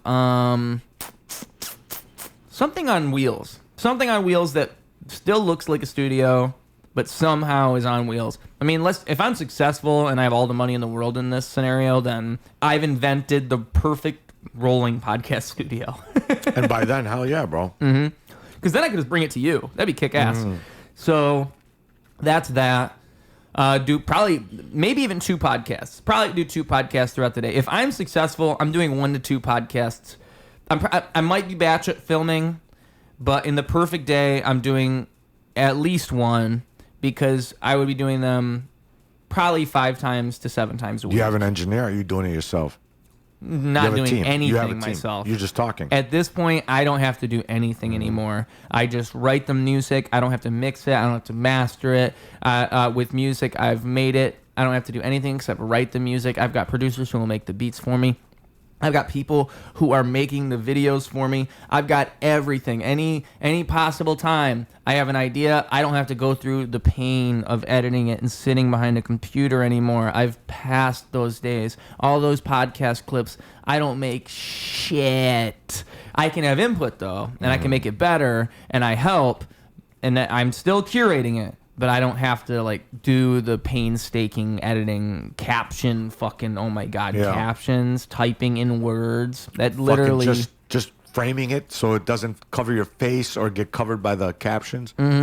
Yeah, because I mean everyone's forced to do that shit no matter who you are. A comedian, you have to upload clips, and then now you're stuck doing this. You're playing this game. Yeah. And how do I hook people? What part of the clip is the best part? Oh, is this too long? Do I need to shorten it so they'll watch the whole thing? Right.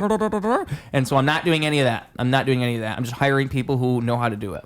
And it's just like having a good circle. It's the same thing we were talking about before, except I've curated that circle to like the perfect And you're paying them. people, and I'm paying them, and I can pay them a lot. Yeah. So they're happy to be paid by And me. you got I'm the not best underpaying people them. doing them, you know, because they could leave to another person. Well, and I think like, yeah, that's it. Yeah, that's an important thing. Like if you're working with people, even if you can't pay them much, like always keep them like let them know like if we go up together, I'm gonna keep you. I'm gonna pay you more. Like Right. this is how this works, because that is like you develop a relationship with people, and you really do want them to feel like you care. You can't just underpay, especially with shit like that. I mean, oh my god, like fucking content and social media nowadays. So underappreciated. Exactly.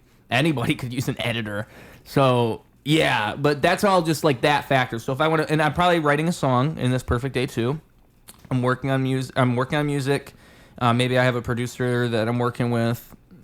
Let's say if I'm being definitive, yes, I do have a producer that I'm working with, and me and him know each other so well. Like I could just give him an idea, and boom, he's got the beat for me. So it's always this organic thing. I've got my own studio for music, podcast studio. Yeah, and then like also I'm performing live at the end of the day in front of like 1 million people or something. Where? Well, Like, we're in Miami at the beach house, so it's got to be Miami for Miami. today. Yeah, maybe actually. You know what? Let's just say I'm doing a homecoming show in Chicago where I blew up. So I'm going House of Blues? What's that? House of Blues? House of Blues. Yep. And Mehdi's opening for me. Oh shit! Comedy and music together. Yep. I'll spit a flow. Hell yeah. Fuck yeah.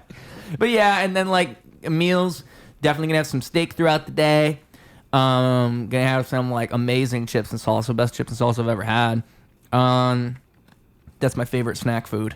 Chips and salsa. Same, dude. But you know what? Fucking seed oils. That's another story. Yeah, that's some bullshit. Don't get me Don't started. yeah, I tell you a good.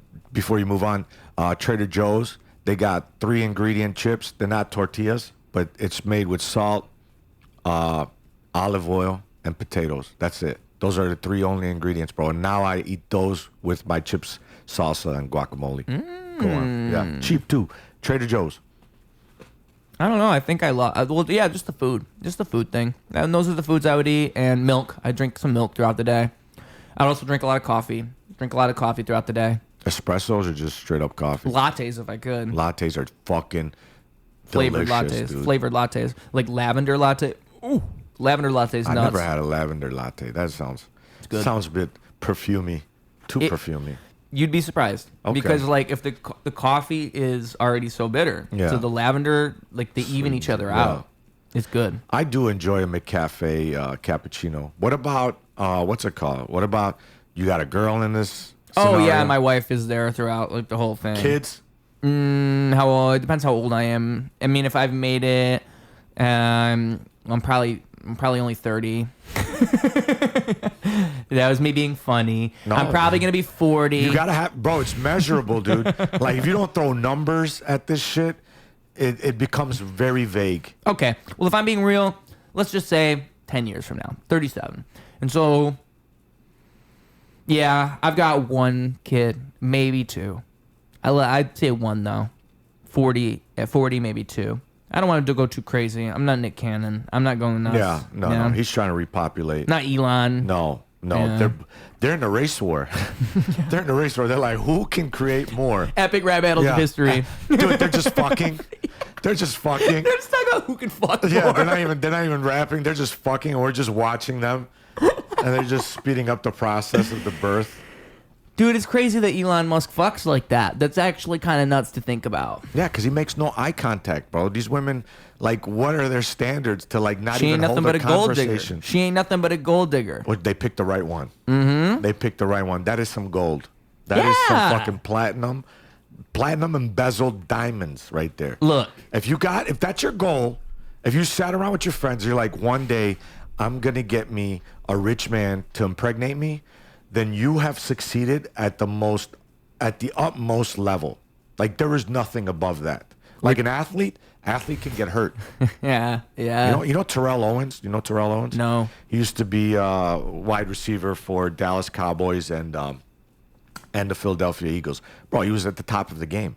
This guy, fucking phenom, dude. Phenom. He broke his ankle, and they had to fucking pin it. They had to put pins in it.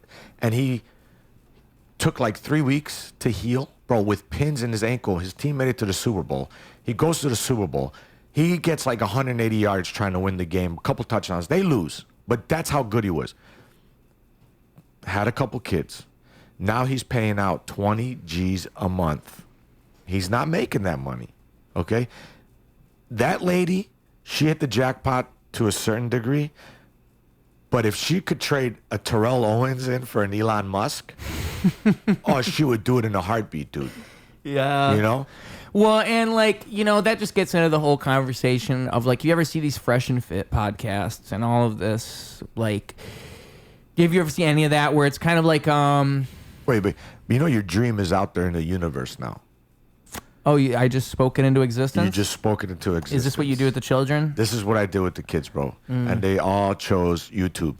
Ah. So they're at home watching YouTube. That Good might for have you been me guys. back then. You know? That might have been me. Well, there's a couple of them that actually fucking.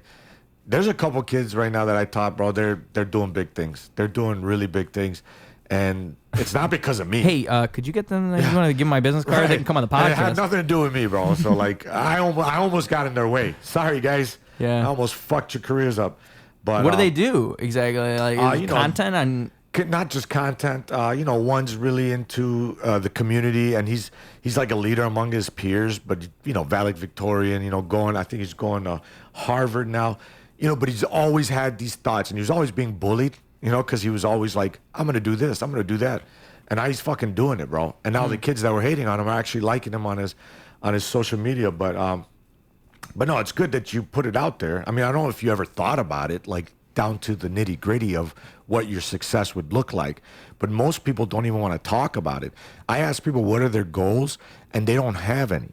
Right. And then they'll say things like, well, goals are meant to be to disappoint you. I'm like, well, it's disappointing to fall below that goal, of course, but that means you're way higher than you were before. Yeah. So if you compare yourself to where you were before you even started this goal, you're in a much better place. Now it's a matter of you just being okay with where you're at, but knowing that you tried and you're still trying to achieve that goal. It should never stop.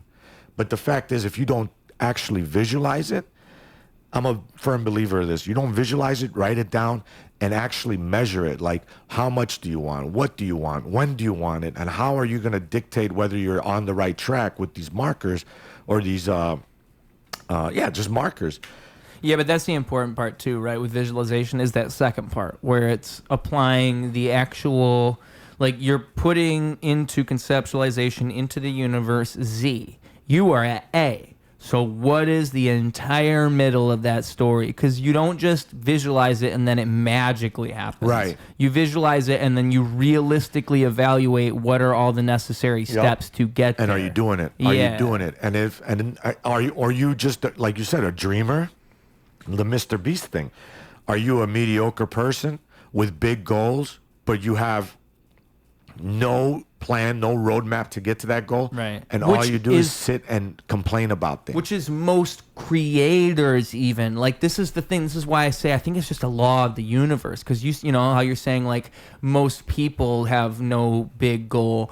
I think even people with big goals don't even have defined goals or do the things, again, that they're supposed to be doing. And, like, you'll see it all the time where it's like, I've had, like, multiple friends who, like I told you earlier, before I started doing the podcast this consistently, I was dropping music really consistently. And it was, now I'm trying to figure out how to do both realistically and also have a life and make money and be able to support myself, because I do want to drop music at least once a month. Right. And if I'm doing a podcast, 10 episodes a month. That's great. Those are measurable. And those things they show consistency. And to me, I know that my work speaks for itself. I know that's the inherent truth within that people can look at that body of work and go, damn, like he really is consistently doing all these things. It's undeniable. You see it. It's right there. It's evidence. And I'll see so many people who, another thing I said to you right when you arrived is there's two realities. There's the one that we actually live in, and then there's the reality that's in your mind. And I see all the time people have this reality in their mind, like, I'm a rapper. This is a big thing with rap. People are a rapper, and everybody knows I'm a rapper, and they know I'm a great rapper. But then, like, you try to find their music, or you ask them, like, where's their shit? And it's like one obscure YouTube video, or it's like they've dropped 2 songs in the last 5 years on streaming services. Yeah. You can't find anything. Right. But if you ask them, they're out here and they're doing all. I'm always working on a project, and they want to tell you about everything, and it's like their gears are always turning, and there's all this stuff they're working on. Where is it? If I was the consumer and I was to go look and find where your stuff is, where is it? And, like, some people, like, even okay, let's think on a bigger scale. I need to be everywhere because that's the way it is. So I can't just be on fucking TikTok. I need to post on Instagram. I need to post on fucking YouTube.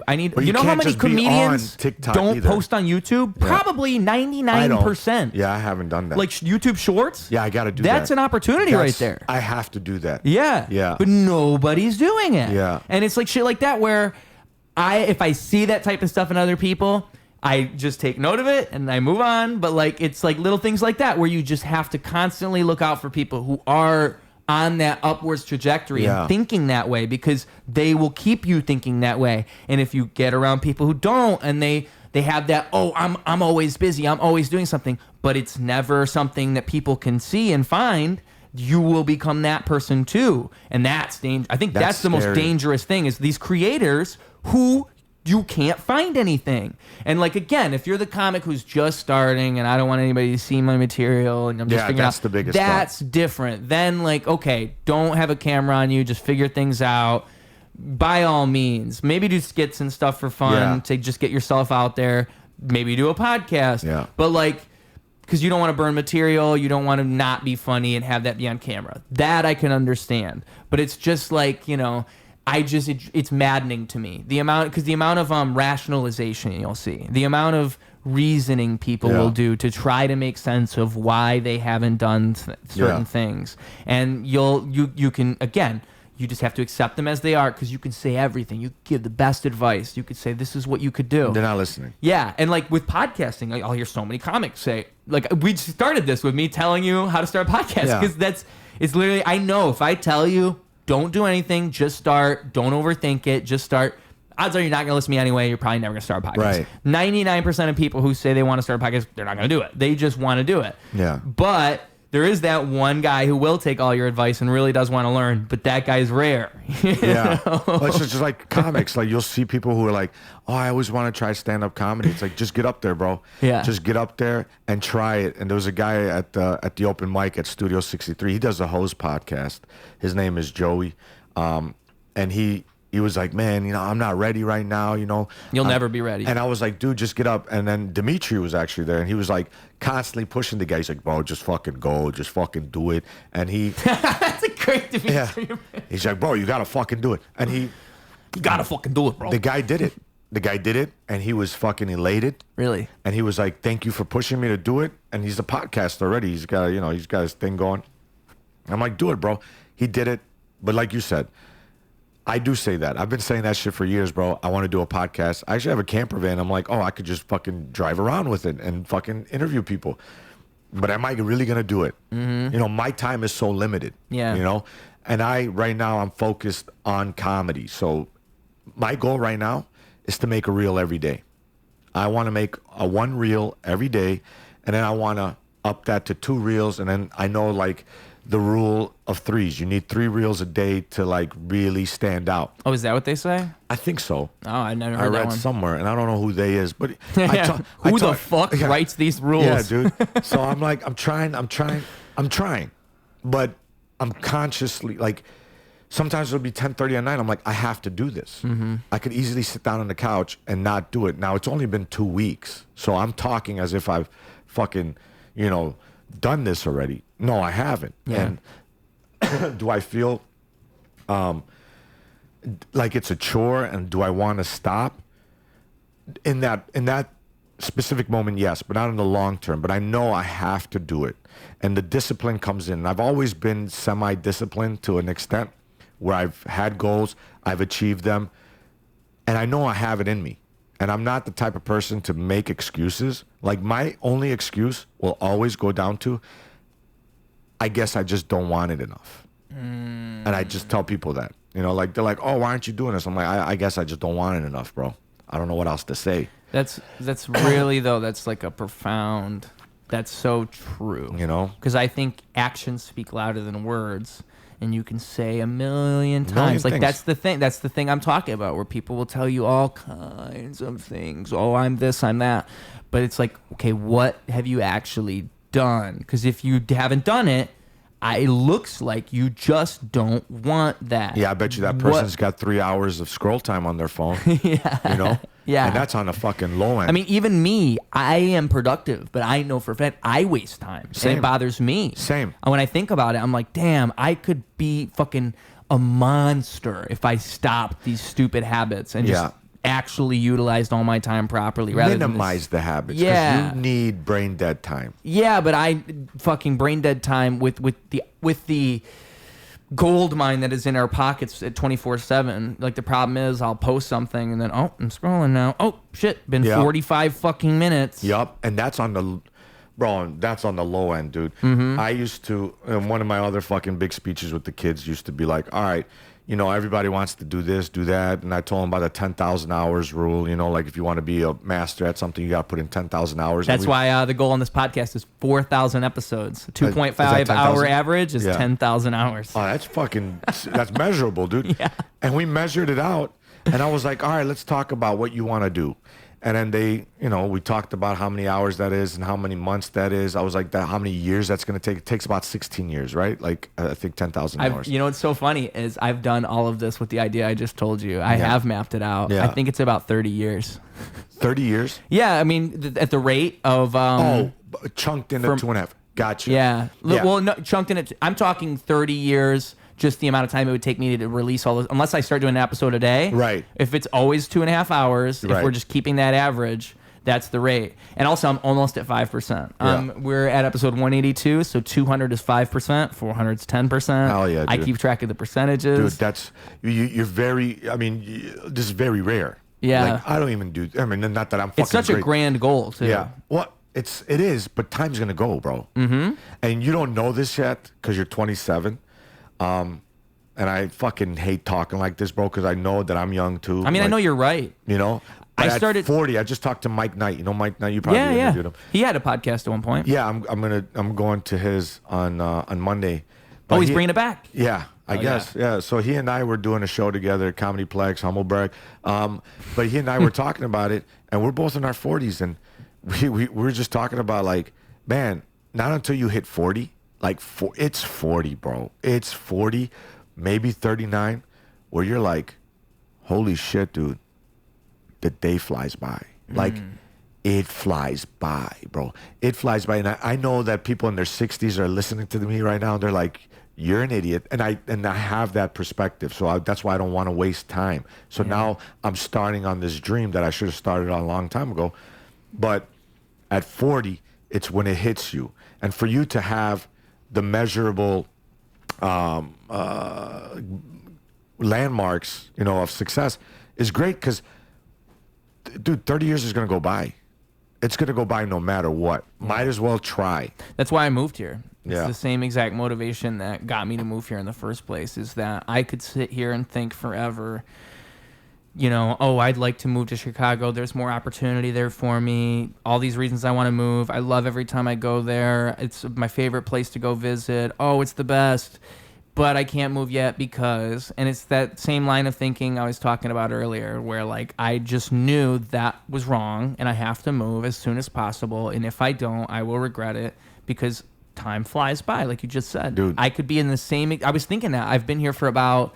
As we speak, it is almost July of 2025. I moved here in shit, dude. Wow, it is 2 years now because I moved here June 20th of 2023. So it's just over 2 years I've been here. I didn't even start doing anything with like going out and meeting people in comedy and music and all that until shortly before you started in October. Okay. That was when I started. Like I went to the Glenwood and boom, it all snowballs from there. Let's fucking succeed together, bro. Yeah. Well, I think, and like, it's such a communal thing. It really, comedy in particular. Yeah. 100%. It really is. So that mindset will get you far. Yeah. Like thinking, let's succeed together. Yeah. You never want to be the guy that's not thinking that. No. Yeah. No, you can't. I mean, to a certain extent, everyone's alone, but you have to surround yourself with positive people who are on the same trajectory or trying to accomplish something. Yeah. But, back to what you were saying, how you came to Chicago. One time. And you were telling yourself, but you had a lot of buts. Mm-hmm. And you finally took the plunge to come here and it's, come to fruition and it's going to keep growing. For me, it was teaching. So I was like, I remember we were talking about the politics stuff, like teachers kind of feel like politicians because you can't step out of bounds because you lose your fucking future, bro. Like to think you go to school, you spend all this money to get your master's, to do whatever, and then you make one wrong move, and now what other fucking skill do you have? So there's always that scary like bit, and a lot of teachers like this, bro. They want to get out because it's not their passion. It's bullshit, dude. The idea, like, if you're teaching, like, if you're an athlete and you're teaching PE, you're passionate about sports, that could be it. No one's fucking passionate about math, dude. Like, very rarely are you. You just applied to the math job because it was open. You give any teacher an extra 10 G's, 15 G's a year to pick up trash. Not that being a garbage man has, like, I'm not denouncing it. I'm saying if you're like, I'll give you an extra $15,000 a year to quit your job right now and come be a trash man, come be a garbage man, you'll see a big fucking, like me, they're like, well, I don't have to do a drug test. They're like, no, you're just going to fucking be they would leave. You're not passionate about that job. So me and my wife were, during the pandemic, we were sick of teaching. We were both teaching in Saudi. And we kept, we were unhappy. We were unhappy, we were arguing all the time, but it was because we were unhappy with what was going on. So we did what I just did with you. We, during the pandemic, you have nothing to do. So we wrote out our perfect day. And I was like, well, my perfect day would be I would wake up, make my own breakfast, but I want to wake up whenever I want. But I'm an early riser anyway. So I'm like, I want to wake up, make my own breakfast. I want to go to the gym. I want to, I want to train. I want to do something. But in the back of my mind, I always wanted to do comedy. I always wanted to do comedy, but I was always scared to say it. So then we quit teaching, bro. And that was the scariest thing because that was what we were relying on. We're like, okay, we're moving back to America. And my wife was like, I want to build a van, a camper van. And her dad, has been customizing cars all his life. So we did it. She did it. She went, took us a year to build. It took her a year to build. We went through the most tumultuous time in our relationship, bro. She was living in California. We both came to California. And then while we were building it, I was like, I can't be at your parents' house for longer than 5 months. This is just not cool. They have a big house. Parents are amazing people, lovely people. But I was just like, I just can't be here. I need to be in my own place. So then I moved to Chicago to get our place, to settle here. But she builds the van. But it started out as a dream and it seemed far-fetched, but we did it. We did it. And now we're at a place like, okay, now what do we want to do? And comedy was always itching on the back of my mind. And it got to a point where I couldn't make any more excuses. I'm like, I dropped teaching. I don't need to do this anymore. I can say whatever I want. Now it's just a matter of going and doing it. And then one thing led to another, but I was sick of making the excuses. I was sick of it. Now, how good am I going to get at this? I don't know, but I'm doing all the things necessary to get to that level. I talk to anyone who's done it longer than me. I pick their brain. I let them tell me what I'm doing wrong. I put my ego aside. I take what they say, seriously. I try to listen as best as I can. And I move forward with the dream in mind at all times. Now, I pray that I make it. I pray that I make it. But I know that, God forbid, whatever it is that my ideal dream doesn't come true, at least I can look back and be like, well, I tried to the best of my abilities. Right. Just like we're talking about with the hypnotism thing and the stories you tell yourself and it being like the story you're telling yourself is not winning, it is having fun playing the game. Yeah. And I think like when you're so concerned with what everyone else thinks and winning, you lose the fun of playing the game and the fun of the journey and the fun of all, like it's a balance to that even. It's that balance of ego again, right? Like you can only have ego's good, but you can only have so much ego before it consumes you and you become a monster version of yourself you might not want to be, right? Because ego can also make you tone deaf if you're too egotistical. He's trying desperately to climb up there. Come on. He's like, I'm done laying on the floor. I changed my mind. Lay down, Oscar. You got to lay down all the way. Good boy. Good boy. No, but 100%. But it is good to have that dream ahead of you. Like the house, taking care of your mom, the beach house, the breakfast. Because that's what I know matters. Right. And that's what I know that. And I also know that the reason I mentioned music and the podcast is because I know the truth is, it never truly changes. You think, I think one reason of success that people mess up is they think, oh, I'm going to make it and then I'm done. And they're wrong. It's you make it and then you just keep doing that same thing. That's the grind. Yeah. That's the grind. The new grind count. Yeah. A new grind starts. I wish I could remember the comedian that said it, but it was somebody saying how,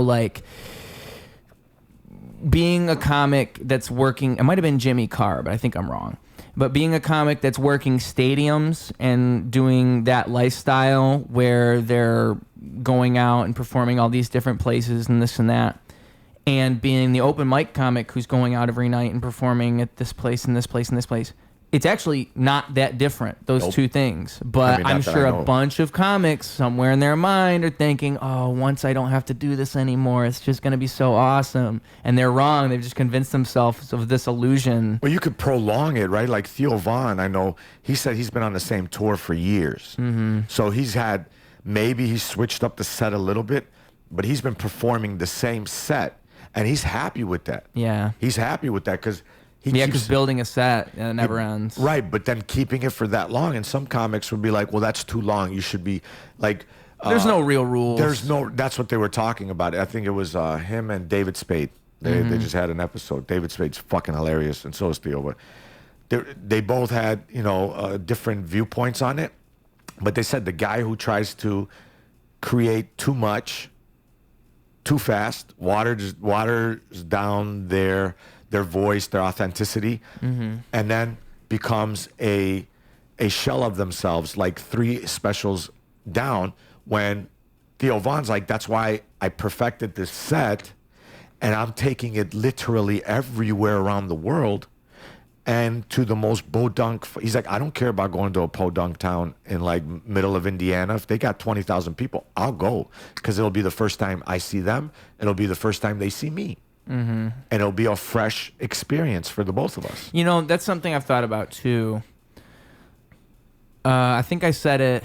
I was live on Instagram once, and Dimitri was in the comments, and I think I was just responding to something he had said in the comments. But I'm not the first person to say this, but it's like you always got to perform like it's the first. Like there's always someone hearing it for the first time.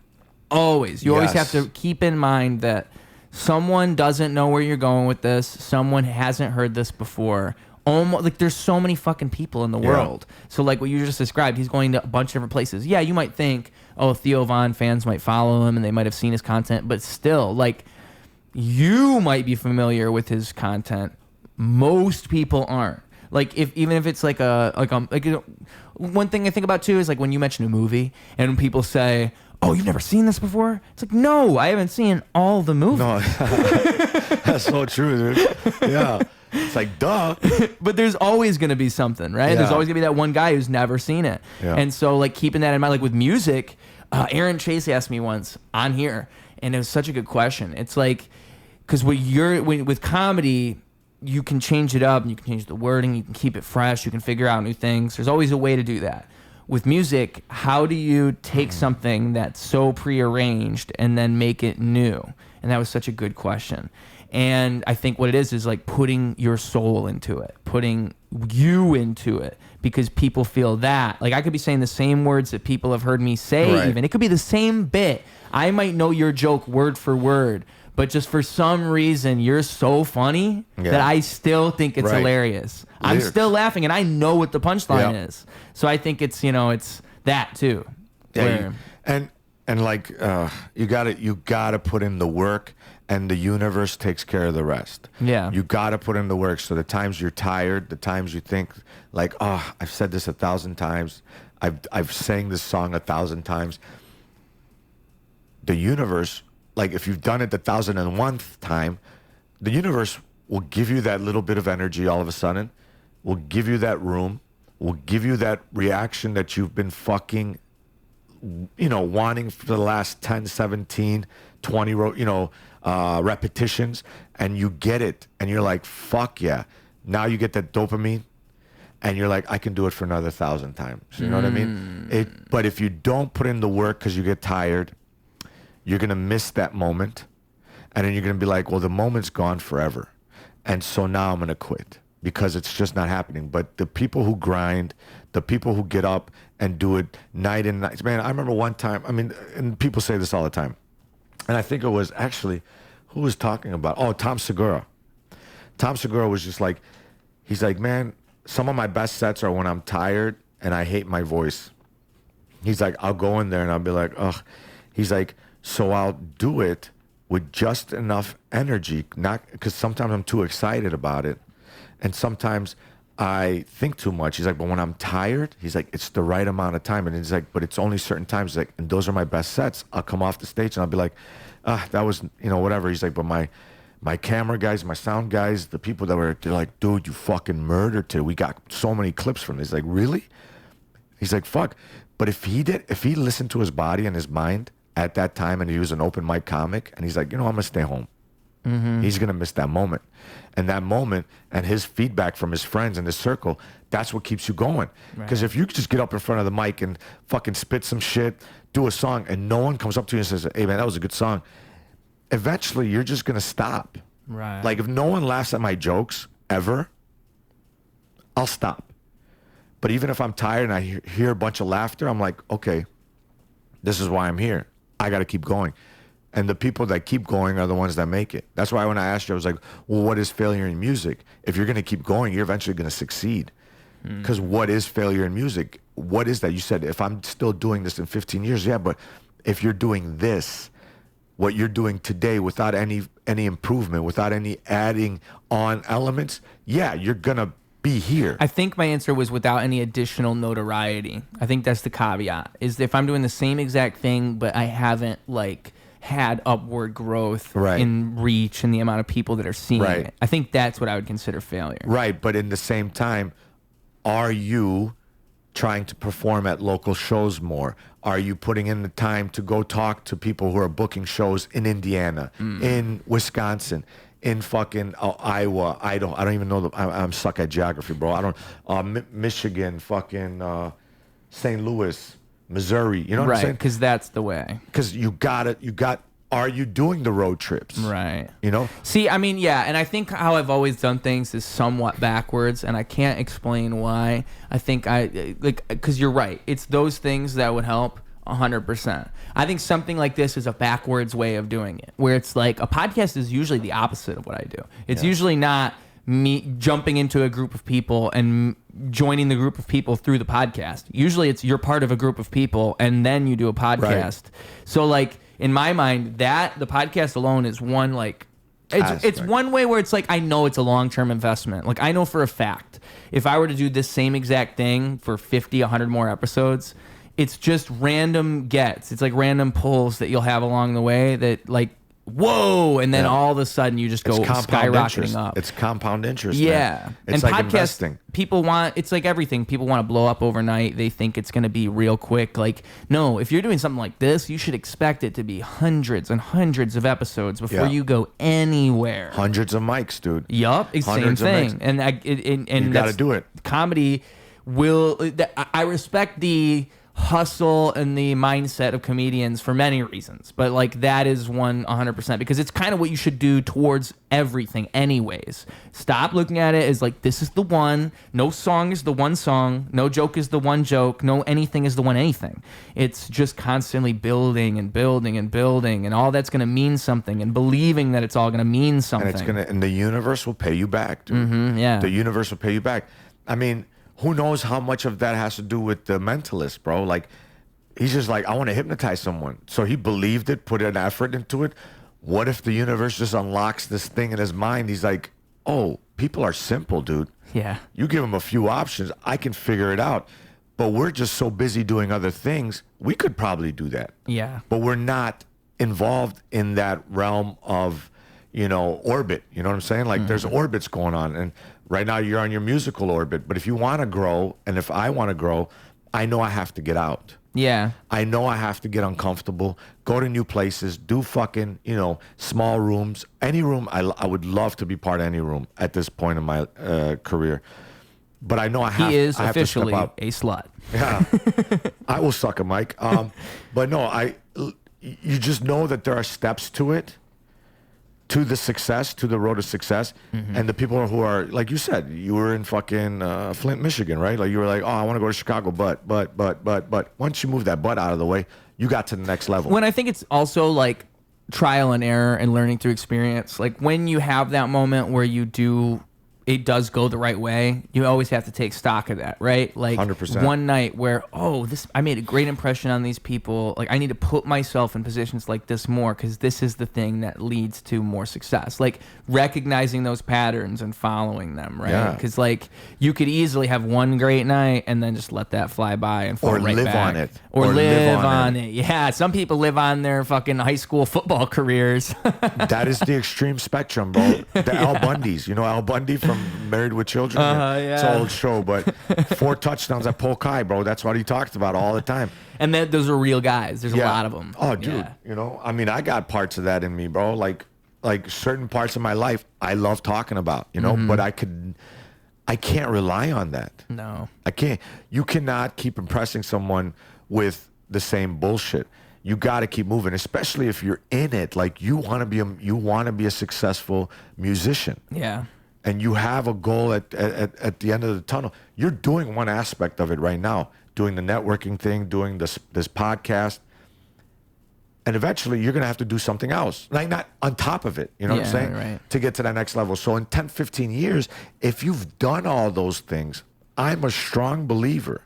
And I mean this with every inkling of my marrow, because I've gotten to a place in my life where I've done things that I've surprised myself, but only because I did the mundane bullshit that needed to be there, and it happened. And it got to a point where I just didn't want to do it anymore because I fell out of love with it, whatever it may be. But I did it. And I'm saying, well, you want to get there? You will be there in 10, whatever the 10-year mark that you put. You will get there. Universe will pay you back. Universe will pay you back. You just have to keep. And this goes for not just you, but this goes for everybody, bro.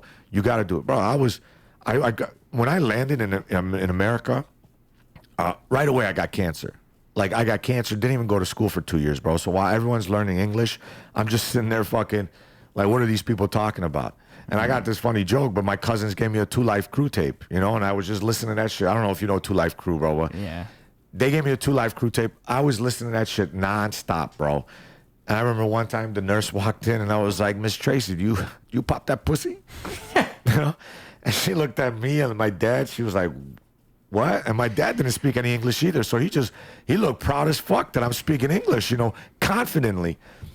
But eventually I became a fucking teacher, bro. And I fucking, you know, then I got to travel the world as a teacher. I always wanted to travel the world, bro. And that was the thing I threw out into the universe. I was like, I want to see the world. And I didn't have any money. I didn't have anything. But I wanted it so bad. And I kept saying it, that one thing led to another. I became an international teacher, which if you're a teacher out there and you want to get out there, bro, go become an international teacher. The money's good and the travel's better. But one thing led to another, bro. I've been to over 20 countries. And if you were to tell me that when I was dead broke, I would believe it. I would believe that one day it would happen. But I would talk to my friends and I'm like, yo, we should plan a trip next year. Bro, how much is that gonna cost, bro? Like, how much is that? Fuck. Already putting roadblocks. I'm like, we're talking a year in advance, and you are right now telling me how you're not gonna make that happen. How the fuck are you gonna make it happen in a year from now if today at step A you're saying it's not? Or expressing doubt. Yeah. Yeah. But you have a dream. I have a dream. We just gotta keep going for it. Yeah. Yeah, and I think it's you know, and I like to think too, how do I phrase it? I forgot. It's what do they call it in Buddhism, where you're trying to reach a state Zen? of Nirvana. Nirvana, yes. Oasis, or it's like no Nirvana is no oasis, or I forgot how I say it. Oh, but, shit. I gotta redo the parking meter. Oh shit! Yeah, you better do that. But the idea being, fuck, I probably got a ticket. Oh no! Jesus Christ! There's free parking all over around here. Yeah, I'm surprised but there you was didn't. no place. Oh damn! This guy. Oh shit! Let's see. Let's hope you didn't. Let's hope he didn't get a ticket. They're walking around. You motherfuckers, bro. I was on this podcast. You saw. By the way, I just saw on you for a second. You could definitely pull a De Niro impression if you ever wanted to. He's Mediterranean. They're all Italian. We're all the same. Yeah, you just had the perfect De Niro. Like the way that you winced just now was De Niro. It's the total disgust and fucking these parking meters, man. But go on. I'd love to hear De Niro talk about parking meters for a couple minutes. But anyway, I'm gonna lose it right now. No, we got to get it back. What was it? You looked at your phone. You talked about the parking meter. I was in the middle of talking about Nirvana. Nirvana is no. So it's like, however I'm trying to say it. There was like a certain cute little way I had of saying it, but it's like the idea that when we talk about like a Zen philosophy or achieving Nirvana, or what you're doing when you're meditating and finding a state of Zen, what all this stuff is. That's not an act. What they're talking about in those philosophies, they're not trying to tell you you'll ever actually get there. There's no real oasis. There's no real nirvana. You never actually reach it. It's about the process of reaching it. And that's what they're always trying to tell you. And that's why you can never reach the state of Zen. And the moment that you try to define it, it's lost you. You know, the moment like you trip. grasp it, it's gone. It's like tripping. It's like tripping. And that's why I think tripping kind of teaches you this very thing in this weird way. Like it's teaching you that in a way that you feel and you can't even really fully understand. It's hard. In the moment, yeah, you know it. Yes. And as soon as you come out, you try to explain it. You're like, yeah. Yes. You won't get it. Exactly. And like I think that there's just something so like life is always fleeting in this way, and there is always this chasing of this perfection, and I think that all stems from, again, that's what these philosophies tell you, is yin and yang, and what do yin and yang together make? A whole. But we learn to separate things, and yin is not yang, and these two things can't come together because they're not the same. Yeah. But when they come together, you are one, you are whole, right? And so I think it's just so easy to think in terms like that. There is this perfect world. There is this ideal situation. There's this perfect life that I could have. There's this something. But none of that is real. None of it is real. And it's all just it's the amazing thing that makes you capable of having an imagination and coming up with the great ideas you come up with. But it's also the very thing that could drag you down if you don't like wrangle it. 100%, dude. That's why you got a bunch of fucking losers who sit on the couch and do nothing. You know, it's easier to do nothing, bro. It's like I had to get away. Like I grew up in Chicago. Like I grew up and I went to grammar school, high school, college, bro, within like a 3-block radius. My university, my high school, my elementary school. I was going to college with former teachers. Like that's how small the circle was. I was like, oh, hey, Miss So-and-so. And she would just look at me miserably. Like, I could tell in that moment, she is not where she wanted to be because she saw my ass again. She's like, fuck, this kid is back. Like, why am I still here at 55 years old trying to get another degree? He saw an existential crisis in her eyes. And that state of depression, that pupil had this fucking deep abyss of pain. And it lit a spark up my ass. I looked at her. I knew at that moment that I should not be. I mean, I thought to myself, if I'm still here at 55 years old, I will fucking blow my brains out. You know, Tim Dillon, he has a great, it was actually on, this is how I discovered that podcast we brought up earlier. It's so funny. Diary of a CEO, and he was on there. It's the only time I've ever really heard him tell this story this way. But he used to just go to this bar all the time, and he realized one day, like, oh, I could just be one of these people who just goes to this bar. Bro. Easy. It happened so easy. He saw his future in somebody. I tell me and my friends, we the ones I still connect with, we're all doing stuff in our lives. But we have a running joke that if we meet anybody we went to high school with and they still got all their teeth, we're like, that is impressive to us. Let alone if they're addicted to some shit or still living at their parents' basement in the same neighborhood, repping the same set or whatever the fuck it is that they do. They're still about that life. And they might be happy. And I don't want to if they're happy, bro, good. Like, I don't want to judge anybody but if they're not happy and they keep complaining, that, again, this is a reoccurring theme, but if you're not happy, you're not trying to get out of it, bro, you deserve all the shit that's happening. Yeah. You cannot save everyone. There's always going to be a loser, bro. I said this when I was teaching, some teachers would walk in and be like, every kid will be saved. Every kid can be saved. I'm like, really? What about Jeffrey Dahmer, bro? Huh? What about Richard Ramirez? I was like, every psychopath that has ever lived has been inside of a classroom. Yeah. And I've seen them in my classroom. And I'm like, this kid's fucked up. He's got to go. Or someone's got to watch him. What's interesting about groups and like group IQ is it's always the lowest common denominator that drags down a group. Like they've studied it. It's always the person that's the worst. It's not the best people that lift everybody up. Nope. It's the worst person that drags everybody else down. Yeah, dude. Just because everyone wants to just chill. Like, I want to chill. Like, I bet you want to chill. Like, I envy people who could just scroll on their phones or are, and I'm not saying this before, but like alcoholics. Yeah. Like, I look at them sometimes with envy. I'm like, man, this motherfucker just gets up, drinks. Like, I wish I had that. Not I wish. I fucking take that ignorance back. is bliss. Yeah. I wish I had that state of ignorance because that would make me happier in some extent.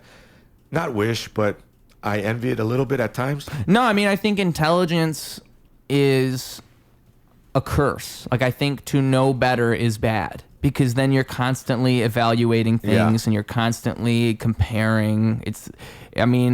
Which gets you far away from things sometimes or gets you in your own world sometimes, which, sometimes things, and I think everything is as simple or as complicated as you want it to be, right? And so maybe it is as simple as who cares, and maybe I'm the one that's crazy for overcomplicating it and trying to make sense of things. Yeah. Maybe it doesn't have to make sense, but I could never live certain lifestyles for sure. I could never be an alcoholic for sure. No. I couldn't. I know for a fact.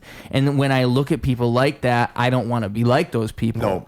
But if it works for you, dude, I don't care. Yeah. I don't care. But it could never work for me. No. And to the point where, like, if you even hand me a drink, I'm doing calculations in my mind.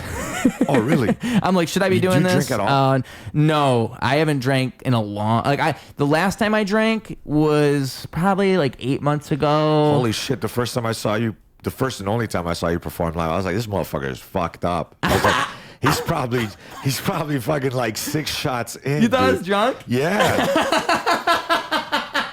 I was like, God damn. So, for no one who's seen me live before, that is my performance style in a nutshell. Yeah. You must be drunk. I was like, someone needs to cut this motherfucker off a long time ago. Wow, that is... Not that it took away from your performance. No. But we were in a bar setting, and you've been sitting down, like, calmly, tapping your leg, waiting for your moment, and you got up there, and in the scene, it's a high likelihood that everyone around you is drunk. So that's another reason why I thought you were drunk. Yeah. You know what I'm saying? Well, I have a sort of swagger about me, though, when I perform. So I know exactly what you're talking about. It's like there's a sort of looseness that and I think that really speaks volumes. It really does a lot, Because if I were drunk, how am I rapping like that, for one? Right. But that's the thing about an alcoholic. Ah, yeah, you know muscle memory. Muscle memory. Yeah. Sometimes you're like, oh, you're an alcoholic. What's wrong with you today, bro? You seem sick. He's like, I'm trying to quit drinking today. Yeah. Like, today is the day I'm sober. That's why I look drunk. You're like, oh, shit.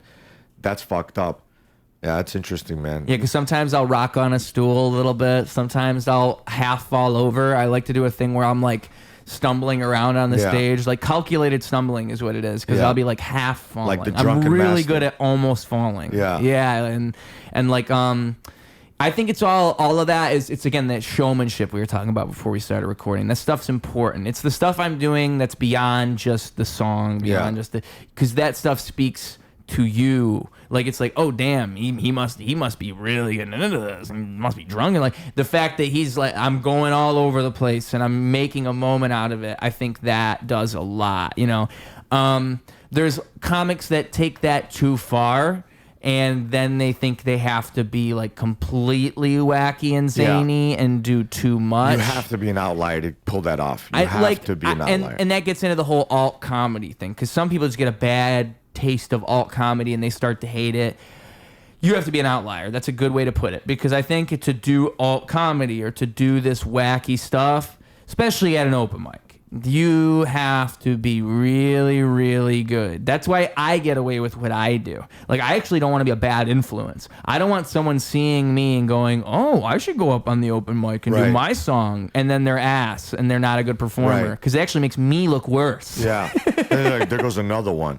Yeah, I don't want that. I don't want to be a bad influence because I know I'm good enough to do that. And so it's like... And you see it more and more, the more and more comedy you see. You'll see some people who get away with just doing like wacky stuff for the sake of being wacky. Some guy, not going to mention names, but he got up on stage, did a bunch of stuff to the point where the comics were like talking to him like, hey man, you're wasting everybody's fucking time. You know, we take this shit seriously. Yeah. And the guy ended up doing a handstand and fell on his fucking ribs. And he was like, should I do a handstand? And everyone was like, no. And I was like, yeah, you should do a handstand. And then everyone's like, no, don't do a handstand. Everyone's like, no, he's 500 pounds. And then I went into the bathroom, came out, and he was in the middle of an argument with one of the comedians while he's on stage. And the first thing I was just like, and without missing a beat, I was like, okay, handstand now. And everyone's like, fuck it, handstand. Everyone's like, he did the handstand, fell on his ribs. A nice guy, though. Like nice guy. Definitely, like, I saw him at a point where he was trying to do something that he might be really good at, but you only have 4 minutes to win us over. And it was the first time I've seen him. So for me to just... be a judgy-wudgy. right away you're judging. Where was this at? This was at O'Donnell's. Okay. Yeah. And but nice guy again, nice guy. Oh, for the gauntlet. But this was the second chances afterwards. Okay. And then he fell. But I was like, if this actually works in a bigger set, he's a genius. Right. He's a genius. We just might not be seeing it. We just might not be seeing it. Yeah. But if it's not, and that's it, well, then that's not going to work. When I had Ryan Raymond on this show, it was interesting hearing him talk about how he used to do shit like that because he doesn't do that anymore. And he was talking about how Mike Dwyer and a couple other comics would take him aside, and Mike Dwyer in particular took him aside and was like, what the fuck was that? Stop doing that. It was something about a sandwich. The story's on the podcast, but it's something about him offering the audience a sandwich and just a bunch of shit at Red Room, just trying to bother people. I think one time he brought his own mic and his own amp and wanted to plug it in. Like Andy Kaufman? Yes, exactly. Yeah. And it's that exact thing where it's like I'm trying to be subversive and wacky, but... It's been done. Yeah, and it's cool to hear him say that. I mean, how I look... It's what you said, again, was a great way to put it because you have to be so good, stick out so good much. At it, bro. That's why Kaufman is Kaufman, and nobody can be Kaufman. And that's so rare. Like, you could be the next Jim Carrey. Mm-hmm. Like, Jim Carrey is a little more attainable because it's physical. And if you have the facial features, the whatever, you could do it. But Andy Kaufman Carrey couldn't even do Kaufman. Jim Carrey did his very best. Yeah. But he still wasn't Kaufman. And he lost his mind in that movie. You know that? Yep. I mean, that Man on the Moon fucked him up. Yeah. And then what's the documentary that came out on Netflix? That was how I found out about the whole thing. Yeah. Well, I know what you're talking about. That's how I found it. Yeah. But it was Jim Carrey. It was breaking down the making of Man on the Moon. And so if you're gonna try, that is the time to have the biggest ego possible, because you have to beat the GOAT. You have to, like, you want to be in the same sentence as Andy Kaufman. First of all, like, I didn't think he was funny, Andy Kaufman. I liked him on Taxi Cab because I used to watch Nick at Night, but the shit he did was entertaining. It wasn't the funniest. I mean, he read The Great Gatsby at a college. At a college, at a university. I think he did it on a talk show, too. Yeah. He just got up. People paid tickets to come see him. And he read The Great Gatsby. Well, and the thing about Kaufman that I think it's kind of like the Beatles, okay? Like, you couldn't have the Beatles now. You can't have Kaufman now. Meaning that Andy Kaufman was the origins of a lot of this type of comedy. Yeah. He paved the way. So if he were around now, it wouldn't make sense. But him being around then makes perfect sense, just like the Beatles. Yeah. If the Beatles made music now, it's just like, oh, we've heard that. That's not... Yeah, no, You'd actually have to do more than the Beatles did in order to stick out now, which is just a weird thing to think about. But, like, But Kaufman the Beatles being would be Kaufman, more attainable, in my opinion. Sure, yes, Yeah. I agree with that. But I mean, like, I think being like, you didn't have troll culture back then. No. You didn't have any of that. You didn't have subversive comedy like that. You didn't have comedians who were doing stuff outside of comedy on a stage like that. You didn't have comedians intentionally not going for laughs and somehow making it work. None of that. As a matter of fact, it's probably 20 to 30 years ahead of its time. Yeah. So that's why it's so crazy. Like, that didn't even get popularized, I don't even think, until late 2000s, like maybe even mid 2010s, for all this like ironic meta humor. Andy Kaufman paved the way for all that, and it didn't even really pop off until so much later. And he opened everyone's eyes to it. So like, everyone now has an inkling in the back of their mind. Is this guy trying to? Yes. Is this guy trying to pull one over me? Mm-hmm. Before that, it's like, what the fuck? And that's the difference. Is going on. That's the difference. And it's the only thing I think you could do. That's the only thing. I think he did it. Like, you can't do that again. Maybe, like a flash mob kind of acting, like a punked, like a community punked. You know, you see those where, like, they have, I don't know if you saw this one where this person walked into a coffee shop and then pissed off the waitress, and then the waitress pretended to have special carry powers and like threw the person against the wall. Okay. So everyone inside the coffee shop was in on it except for like 3 people who walked in. So they were convinced that this person was possessed. Yeah.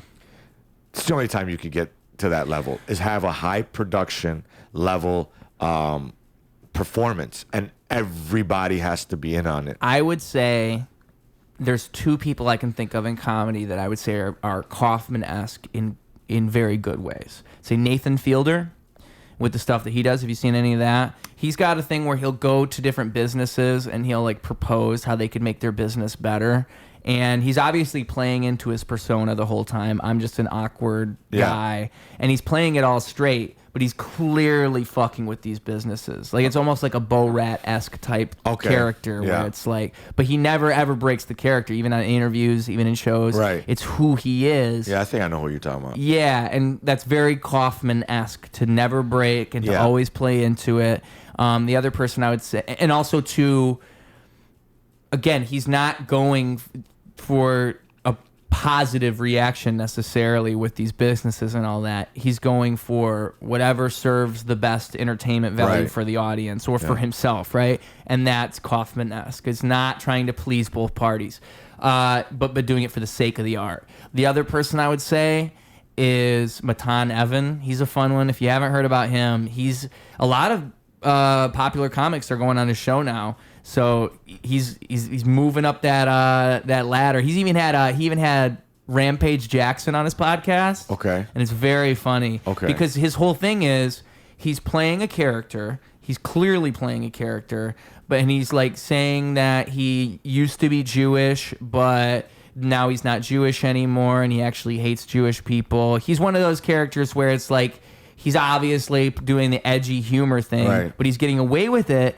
because he's so ridiculous on the face of it. This is so ridiculous. And then he's asking like super racist questions to these guests who then have to give a straight answer. Yeah. Adam Ray did a really good job on his show. I recommend checking that out. Okay. Yeah, because Adam Ray's like an improv mastermind. Yeah. So watching Adam Ray like try to answer these absurd so why didn't you vote for Joe Biden? Is it because he has dementia or because he was replaced by a clone? And then now you have to answer. Yeah, that's hilarious, dude. And that's the whole show. And then it's like he's got this guy named Jack. The co-hosts are always named Jack or John. It's always like the same names. And he sits there and stares at you like this the whole time. I think for Mark Normand, there was Jack was sitting. I think it's John. I apologize so much if I get it wrong. He's sitting on a table and he's like planking on the table for the entire podcast, and that's like. It's always a fun thing. He's had politicians on this show now. I think he just had like one of those Matt Gaetz he just had on his show. It's crazy how popular it's getting. That guy's got a weird face, bro. Matt Gaetz? Yeah. Yeah, I know. Fucking, if you could draw like... Charlie Kirk's got a weird face. Yes, he does. He knows he has a weird face, though. Yeah, he has like no lips. When he does that smile, only someone who's smiled in a mirror enough... Like, It's like the closest thing, because they say like your asshole and your mouth are like made from the same thing, but his look alike too. You know, like I could just imagine if you just stuck some teeth in his ass, he'd look like that. But yeah, both of them have weird faces. Yeah, shout out my weird faces out here.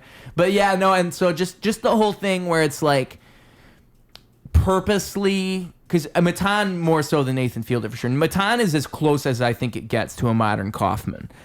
He even had recently, he had Andy Dick on his show. Can I look up his face? Yeah. Are you familiar with Andy Dick's Crash Out at all? Yeah. Yeah. With his like crack-headed boyfriend? Yes. What's Matan what? Matan Evans. So, but it's spelled Even. Matan Even is how it's spelled. Matan Evans. Yeah. You might recognize him, but I don't think so. If none of this sounds familiar, then Oh yeah. Yeah? Damn, this kid's like big now?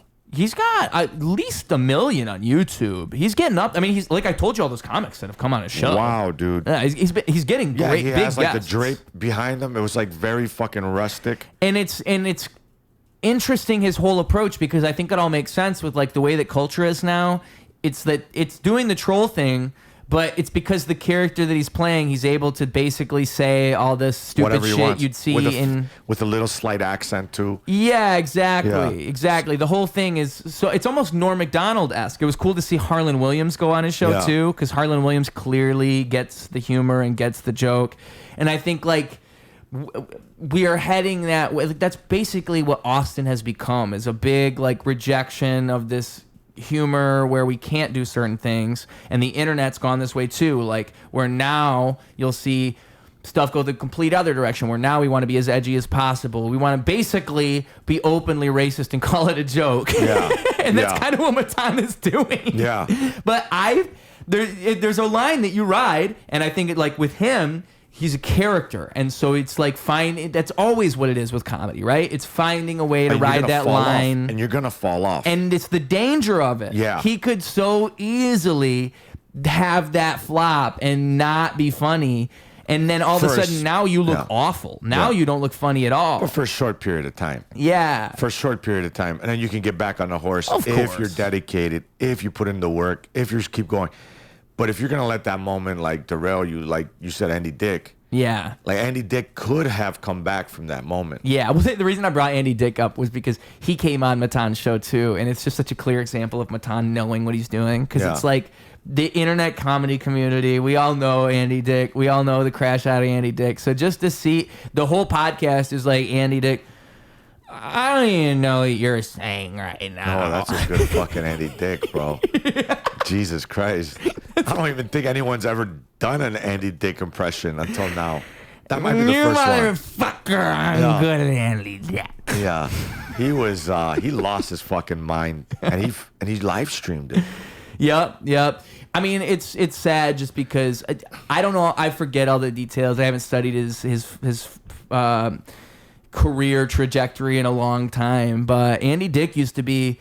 He's one of those people where it's probably sad if you're one of his friends, because you saw him back in the day when it was just a habit, and now it's just like the habit's played himself out. It's not fun anymore. It's not funny. They think time goes forever because they're like, oh, look, he's a star. Yeah. Not knowing that stars fizzle. And when he was a star, he still behaved this way. Yeah, but he was a star. Yeah. And you allow that shit to happen when you're a star. Right. Like Dennis Rodman. I mean, he was fucking bitches and playing basketball games the next day. You know, if he tries to party now, I don't know if he could do it. Yeah. And he's not gonna pull any bitches now. And sorry for calling them bitches. But it's all right. I'm a rapper. You can say hoes too. Yeah, hoes. Yeah. If you're still fucking Dennis Rodman, chances are you're a hoe or a bit. No, I'm just kidding, bro. You'd be a lovely person. It's another thing about like a rap and comedy that go hand in hand though, is you can say certain things in raps you just clearly can't say. Like I cannot just go around calling women bitches and hoes. Yeah. But if I say it in a rap for some reason, it's just socially acceptable. I say bitch a couple times at a person, not at an audience member, but someone in the story that I'm telling. And it's weird because like you can feel the assholes tighten up at certain rooms. Yeah. They're like, he called her a bitch. And if I feel that, I got to explain why she's a bitch. And I'm like, yo, these are parents I dealt with as a teacher. Yeah. Like, they're bitches. Yeah. Like, they blame the whole world on me, the teacher, who's known their kid for 3 fucking months, bro.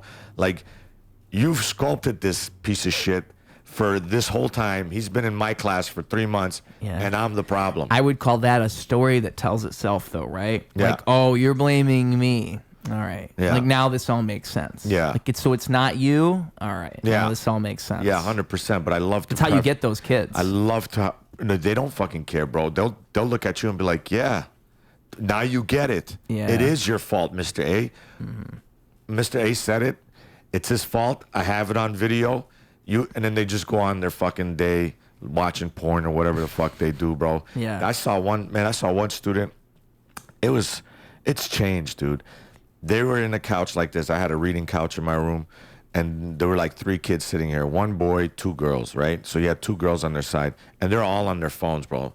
And I look over on his phone, and he's on porn. And I'm like, dude, like, I know you guys are watching porn, but openly with like 2 girls, and they're on their phone. And I know for a fact they saw it, which made me think, how desensitized are these 2 girls to not even be, not even that they're, because they're the girls, but even if they were their boy, if he was sitting with his boys, they would be like, oh my God, giggle, giggle. Like, let's make this a big deal, kind of, because it's mischievous.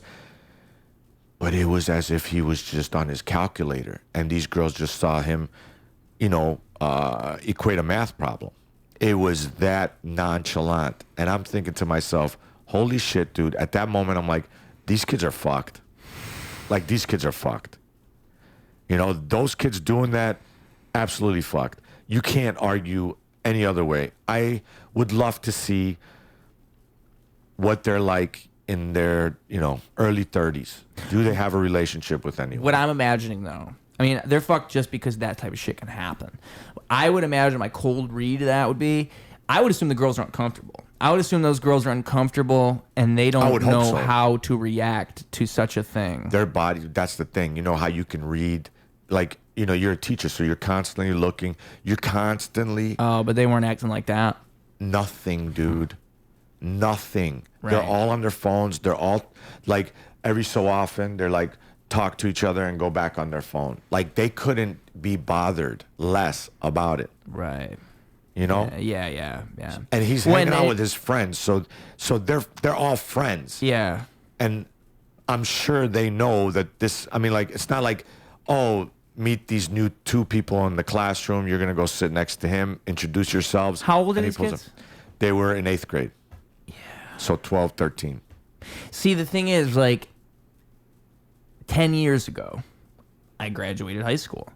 So I can't even begin to imagine how desensitization works now, because algorithms were becoming what they are now. Yeah. They were still bad, and it was still like everyone stuck on their phone, but it was still fresh. It was still like, iPhone was what, 2011, 2010, 2008? Maybe it's 2008. Yeah. But still, that was 8 years after iPhone. Yeah. So if you're an 8-year-old, you still, like, if you were born anywhere before the 8-year-old, you still had a childhood without all that. Matter of fact, the 8-year-old still even kind of did, because phones didn't take off right away. Right. So I just imagine kids now. Like, that's me, and that was my experience. But now, this kid's in 8th grade. He probably had a phone. He's probably had access to the entire internet of everything, because that's what it really is. You can see all this depravity, everything. Matter of fact, there's even scandals where YouTube will feed disturbing content to kids. Oh, yeah. And it's just so fucking nuts, the stuff you'll see with that. I mean, like, purely...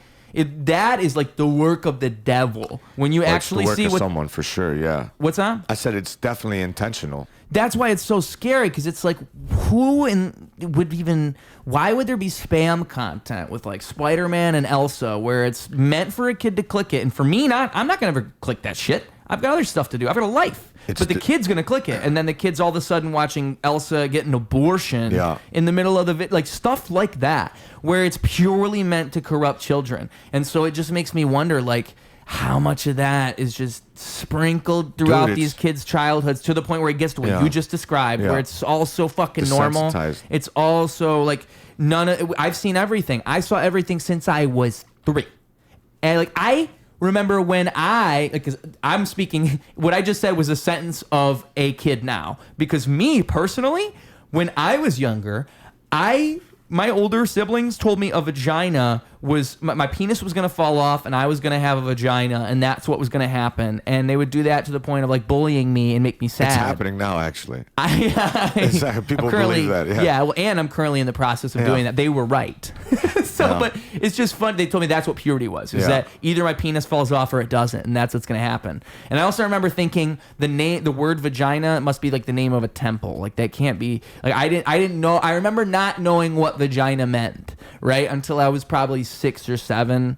Kids these days don't have those two experiences I just described, because a kid knows my dick's not gonna fall off. I've seen porn. I'm 5. Right. Like I've seen the internet. I've seen everything. My dick's not going to fall off. You're wrong. Yeah. Or I know what a vagina is because the word vagina popped up on a TikTok meme when I was 4. And, vagina, like it was probably like the vagina meat sauce meme that spread, and it went viral. It's just always something fucking, like there's so much sexualized shit that you just see while scrolling. It's everything that surrounds us, and it didn't used to be like this. That's because it's the Jews. It's the Jews. We're going to have Kanye on for the next episode. He's going to break down what he just said. That's why we would be at the rap battle cheering on Hitler. They'd be like, they're trying to get to the algorithm. Get him. No, I'm just kidding. I mean, like, honestly, though, dude, it is the case that algorithms, I mean, like, it's not any specific group of people. It's the fact that algorithms is like what I said earlier, where it's like it goes back into. No, there's something sinister happening. Like, I don't know if you know about China and TikTok, but they have done the opposite. So if it's not intentional, okay, then why do they intentionally make their algorithms gradually more patriotic towards China? So like if a kid's watching it, the hole that they get into, the scroll hole, it just becomes more patriotic. And at the end of it, where we see like a beheading video, they'll see someone being crowned math champion. Mm-hmm. And then at 10 o'clock, I believe that children under the age of 13 are not allowed on the internet. So the internet shuts off for them. But is that not... I mean, obviously, TikTok is China, and the people in China who own TikTok are engineering that difference, obviously. But it's also, I would say, is that not a reflection of the difference in our cultures too? Because our cultures are so inherently different in like education and interconnectedness. They're homogenous, right? They're homogenous, so it's easier to do. But it's technology. Yeah. So it doesn't matter if you're homogenous or not. The idea of protecting your own people and seeing the investment of keeping brains molding and healthy for future generations, if that's not on the forefront when you're on the top of your government or on top of your like tech base, I think we could do that here too, easily. Well, you know what it's a good example is? Why don't we do that? When Trump went on Rogan and it wasn't on the YouTube Discover page, and that was something people were talking about. Because why is it that the most popular it's undeniably the most popular interview that's going to happen? That's something people have been talking about since 2016. Yep. It's crazy that it happened. Still, to me, it's crazy when I think about it. But I mean, just the level we even have gotten to with podcasts and comedians and this entire thing. And the number one podcast. Like, like you could slip that up if, like, no offense to you, if Trump were to walk in here and people are like, what, Ruse Radio? Like, yeah, we know in Chicago, but is someone in New York going to know? Bro, this fucking guy, bro, you got aliens on Mars, no Joe Rogan. Well, it's interesting, like, with that, Lex Friedman had Trump on his podcast, and I remember keeping track of because Trump said during that podcast, oh, you're going to get 10 times as many views as you normally get. And so I remember thinking, I'm going to clock that. I'm going to like keep track of the views and see if he actually gets significantly more. Yeah. And he didn't actually. It was more like 1 to 10. It was between 1 and 10, but I don't think it was between 1 and 5. I haven't checked recently. Right. But that's not crazy for Lex, right? And so it's just interesting that, like you said, number one podcast. Like, undeniably the talk of the town. Everybody's talking about it. I mean, if Kamala would have went on, it would have been the number one too. Both of them would have been crazy. Yeah. So it's just so nuts to me that type of thing can happen in our face, because you're right. You're right. That is, there has much to be closer race. something happening when you see stuff like that. It's like there's no way there's not a little bit of, like there's not a hand in the bucket with this algorithm thing here. There's just no way. There's there's obviously shadow banning, but that's been admitted to. That's something they'll openly tell you. Like if you if you talk about such and such a topic, if you say such and such a thing, then you're less likely to get this much reach, which is to me the same thing. It's just them openly telling you this is what you're not allowed to do. Look at Kanye. You brought up Kanye and his song Hail Hitler. Like whatever. Yeah. Like fucking hate it or love it, it doesn't matter. But the fact of the matter, like if you look at it, you have one person talking about another, insinuating, death to another group of people. Right. And everyone went up in arms, which I completely agree with. But how come we don't do that for drill rap? You know what I mean? How come we haven't done that for any other sort of music that all they do is bash on one subculture of people, or not even a subculture of people, one group of people, and not only do they not bash it, they promote it, they encourage it. Like T.I. was on T.I., bro. Like this is, I don't listen to T.I. anymore, but he came up, he was making positive music. And he said, I would give it to the radio stations. I'm still popular at the time. He's like, they wouldn't play it. They wouldn't play it. So, like, there's got to be something going on where why is something promoted and encouraged? Ice Cube's talked about with hip hop how that's I wish I knew the details because I know it's true. I know there's truth to it. I just don't know the exact details. Yeah. But it's that the government has funded street hip hop and this 100%. Violent hip hop. And it seems like there's even like that's been encouraged to have rap be violent and have rap be. And they tell you if you say this many times, you say this word this many times, these are our quotas that we're. You will go. There was always an algorithm before the algorithm. Like there was always someone navigating the media to do a certain thing before we started blaming the magic of technology. Yeah. I think now it's clearer than ever. I think it's an interesting thing because I think that for one, being from somewhere that's not an inner city, I think it makes you think differently. I think if you grow up in a highly populated area, your idea of how things work is different. And I think you tend to be a little bit more trustful of a system because you see a system that has provided you everything before you and you see systems constantly. Yeah. Whereas if you grow up in a town, like a small town, you don't see all these things and you learn to distrust systems because systems lie to you and systems happen to be real convenient. You know the system. Sometimes. He lives next door to you. You're like, like this guy's a fucking liar, bro. Yeah. He's banging my mom. Yes. And so I think it's just like it's an interesting thing too where I feel like where we are now in history, it's so obvious that like media is manipulated and all these things are like nothing is as it seems, like dead internet theory. That's the idea that everything is AI on the internet and all the comments are AI. And that came around like 10 years ago, but it's more true than ever now where you do see bots everywhere.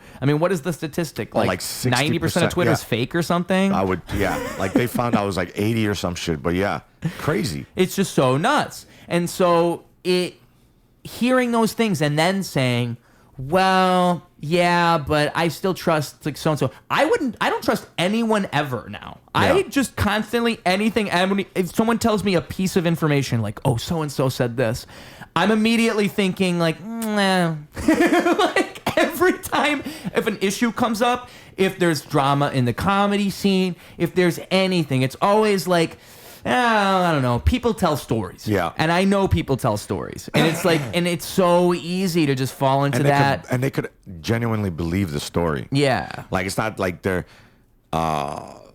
trying to bash someone. They believe it. Yes. And that's how media manipulates you. It's the same exact thing. Manufactured Consent by Noam Chomsky. Fucking awesome book. And that book lays it out for you. This is what they're doing.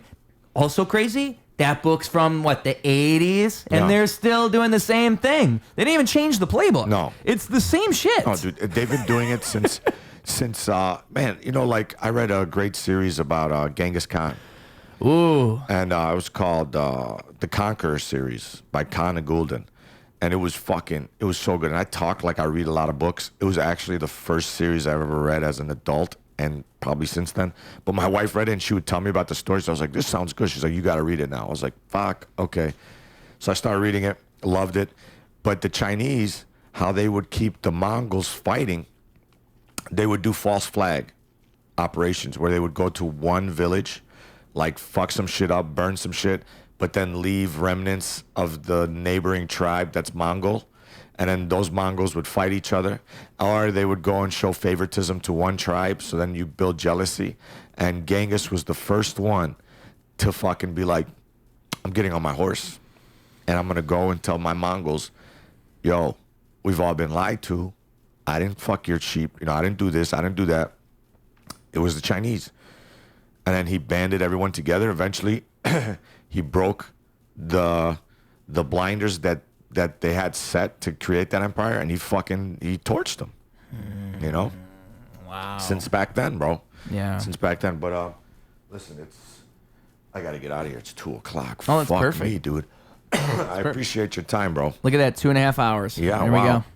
Jeez, I still got to drive down to Kankakee to do a show at a bar. I forgot. And I think he said he sold 2 tickets. Oh, yeah. I mean, listen. The only time that I say yes I'm trying to think, how could I set that up? Check it out. Yo, I know what you think of me. This girl looking at me, she says, let's get Kankakee. There it is. Kankakee. That sounds like Kankasaur. So I'm gonna explore more. Oh man, thank you, Oscar. Thank you, Margot. Kinkersore, I'm gonna think of more. Check it out. Going in the pink with these whores, getting deeper. I say whores on raps because I can, like chores. I do those. I do more. 2-4, counting. And I'm an accountant climbing up a mountain, about to drink from the water fountain, the white one. Check it out. I'm spitting. I'm like a white sun. But when you look at me from the earth, I'm yellow. They like, hell no. This flow's so mellow. Well, whoa. Hey. And he's talking about the Chinese Empire, by the way. Yes. Yeah, you know what the type of thing I'm on? About to dominate y'all motherfuckers like Genghis Khan. Oh, shit. Yeah. Shit. That's hot fire, son. You ever see that skit with Dave Chappelle? Yo, this is my empire. Dylan. I run. What are you talking about? Dave Chappelle skit? No. Oh, dude, you never seen Dave Chappelle skit? I've seen Dave Chappelle. With the Puff Daddy when he went up to the rap. You gotta look it up. I'll send you a link. Okay, and we are wrapping up. We could keep going forever, as you can see. Genghis Khan bars for days. But I will make sure to do this at the very end, as we always do. One, message for the kids, the final message for the kids. You got to give them a message. You got to give them some type of advice they can take, they can use. They know you're a wise man, and they got to use the information you have in your brain in their life. So this is where you provide that information to them before they walk away. Second is the social media, where people can find you. This episode comes out about a month from now, so if they got any events they can look forward to or anything at all, you just throw it at them. The floor is yours. All right, my message to the kids is, if you are not doing something, the only excuse is, I don't want to do it. I don't love it enough. And if you can say that, you're on the right track to whatever you're going to be. Okay? But don't make excuses. And you can find me at Mehdi Amani Comedy at Instagram. After today, I'm going to start my YouTube page, start doing shorts, because I have the videos already done, so might as well be posting them on multiple platforms. I'm on TikTok.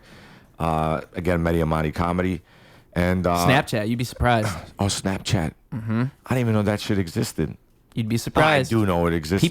People only go on Snapchat. Really? Yep. My nephew, he'll only see my stuff on Snapchat. Really? Yep. You would be surprised. I learn new things every day. But yeah, definitely. Okay, fine. Fuck it. So now I'm gonna open up my YouTube and I'm gonna do Snapchat, because apparently you gotta. Send him a fucking dick pic on Snapchat. Who cares? Just open it and fucking upload. I don't have to be on it, right? No, you can. Snapchat's just like story. It's what started stories. Okay. It's just stories. Okay. Yeah. All so right, you perfect. just if you have a clip, throw it on Snapchat. There Beautiful. you go. Now anybody you're friends with on Snapchat, they're scrolling through whatever. Oh, hey, look, they saw your joke. Nice, dude. Yeah. Nice. Yep. And with all that being said, what a nice time we just had on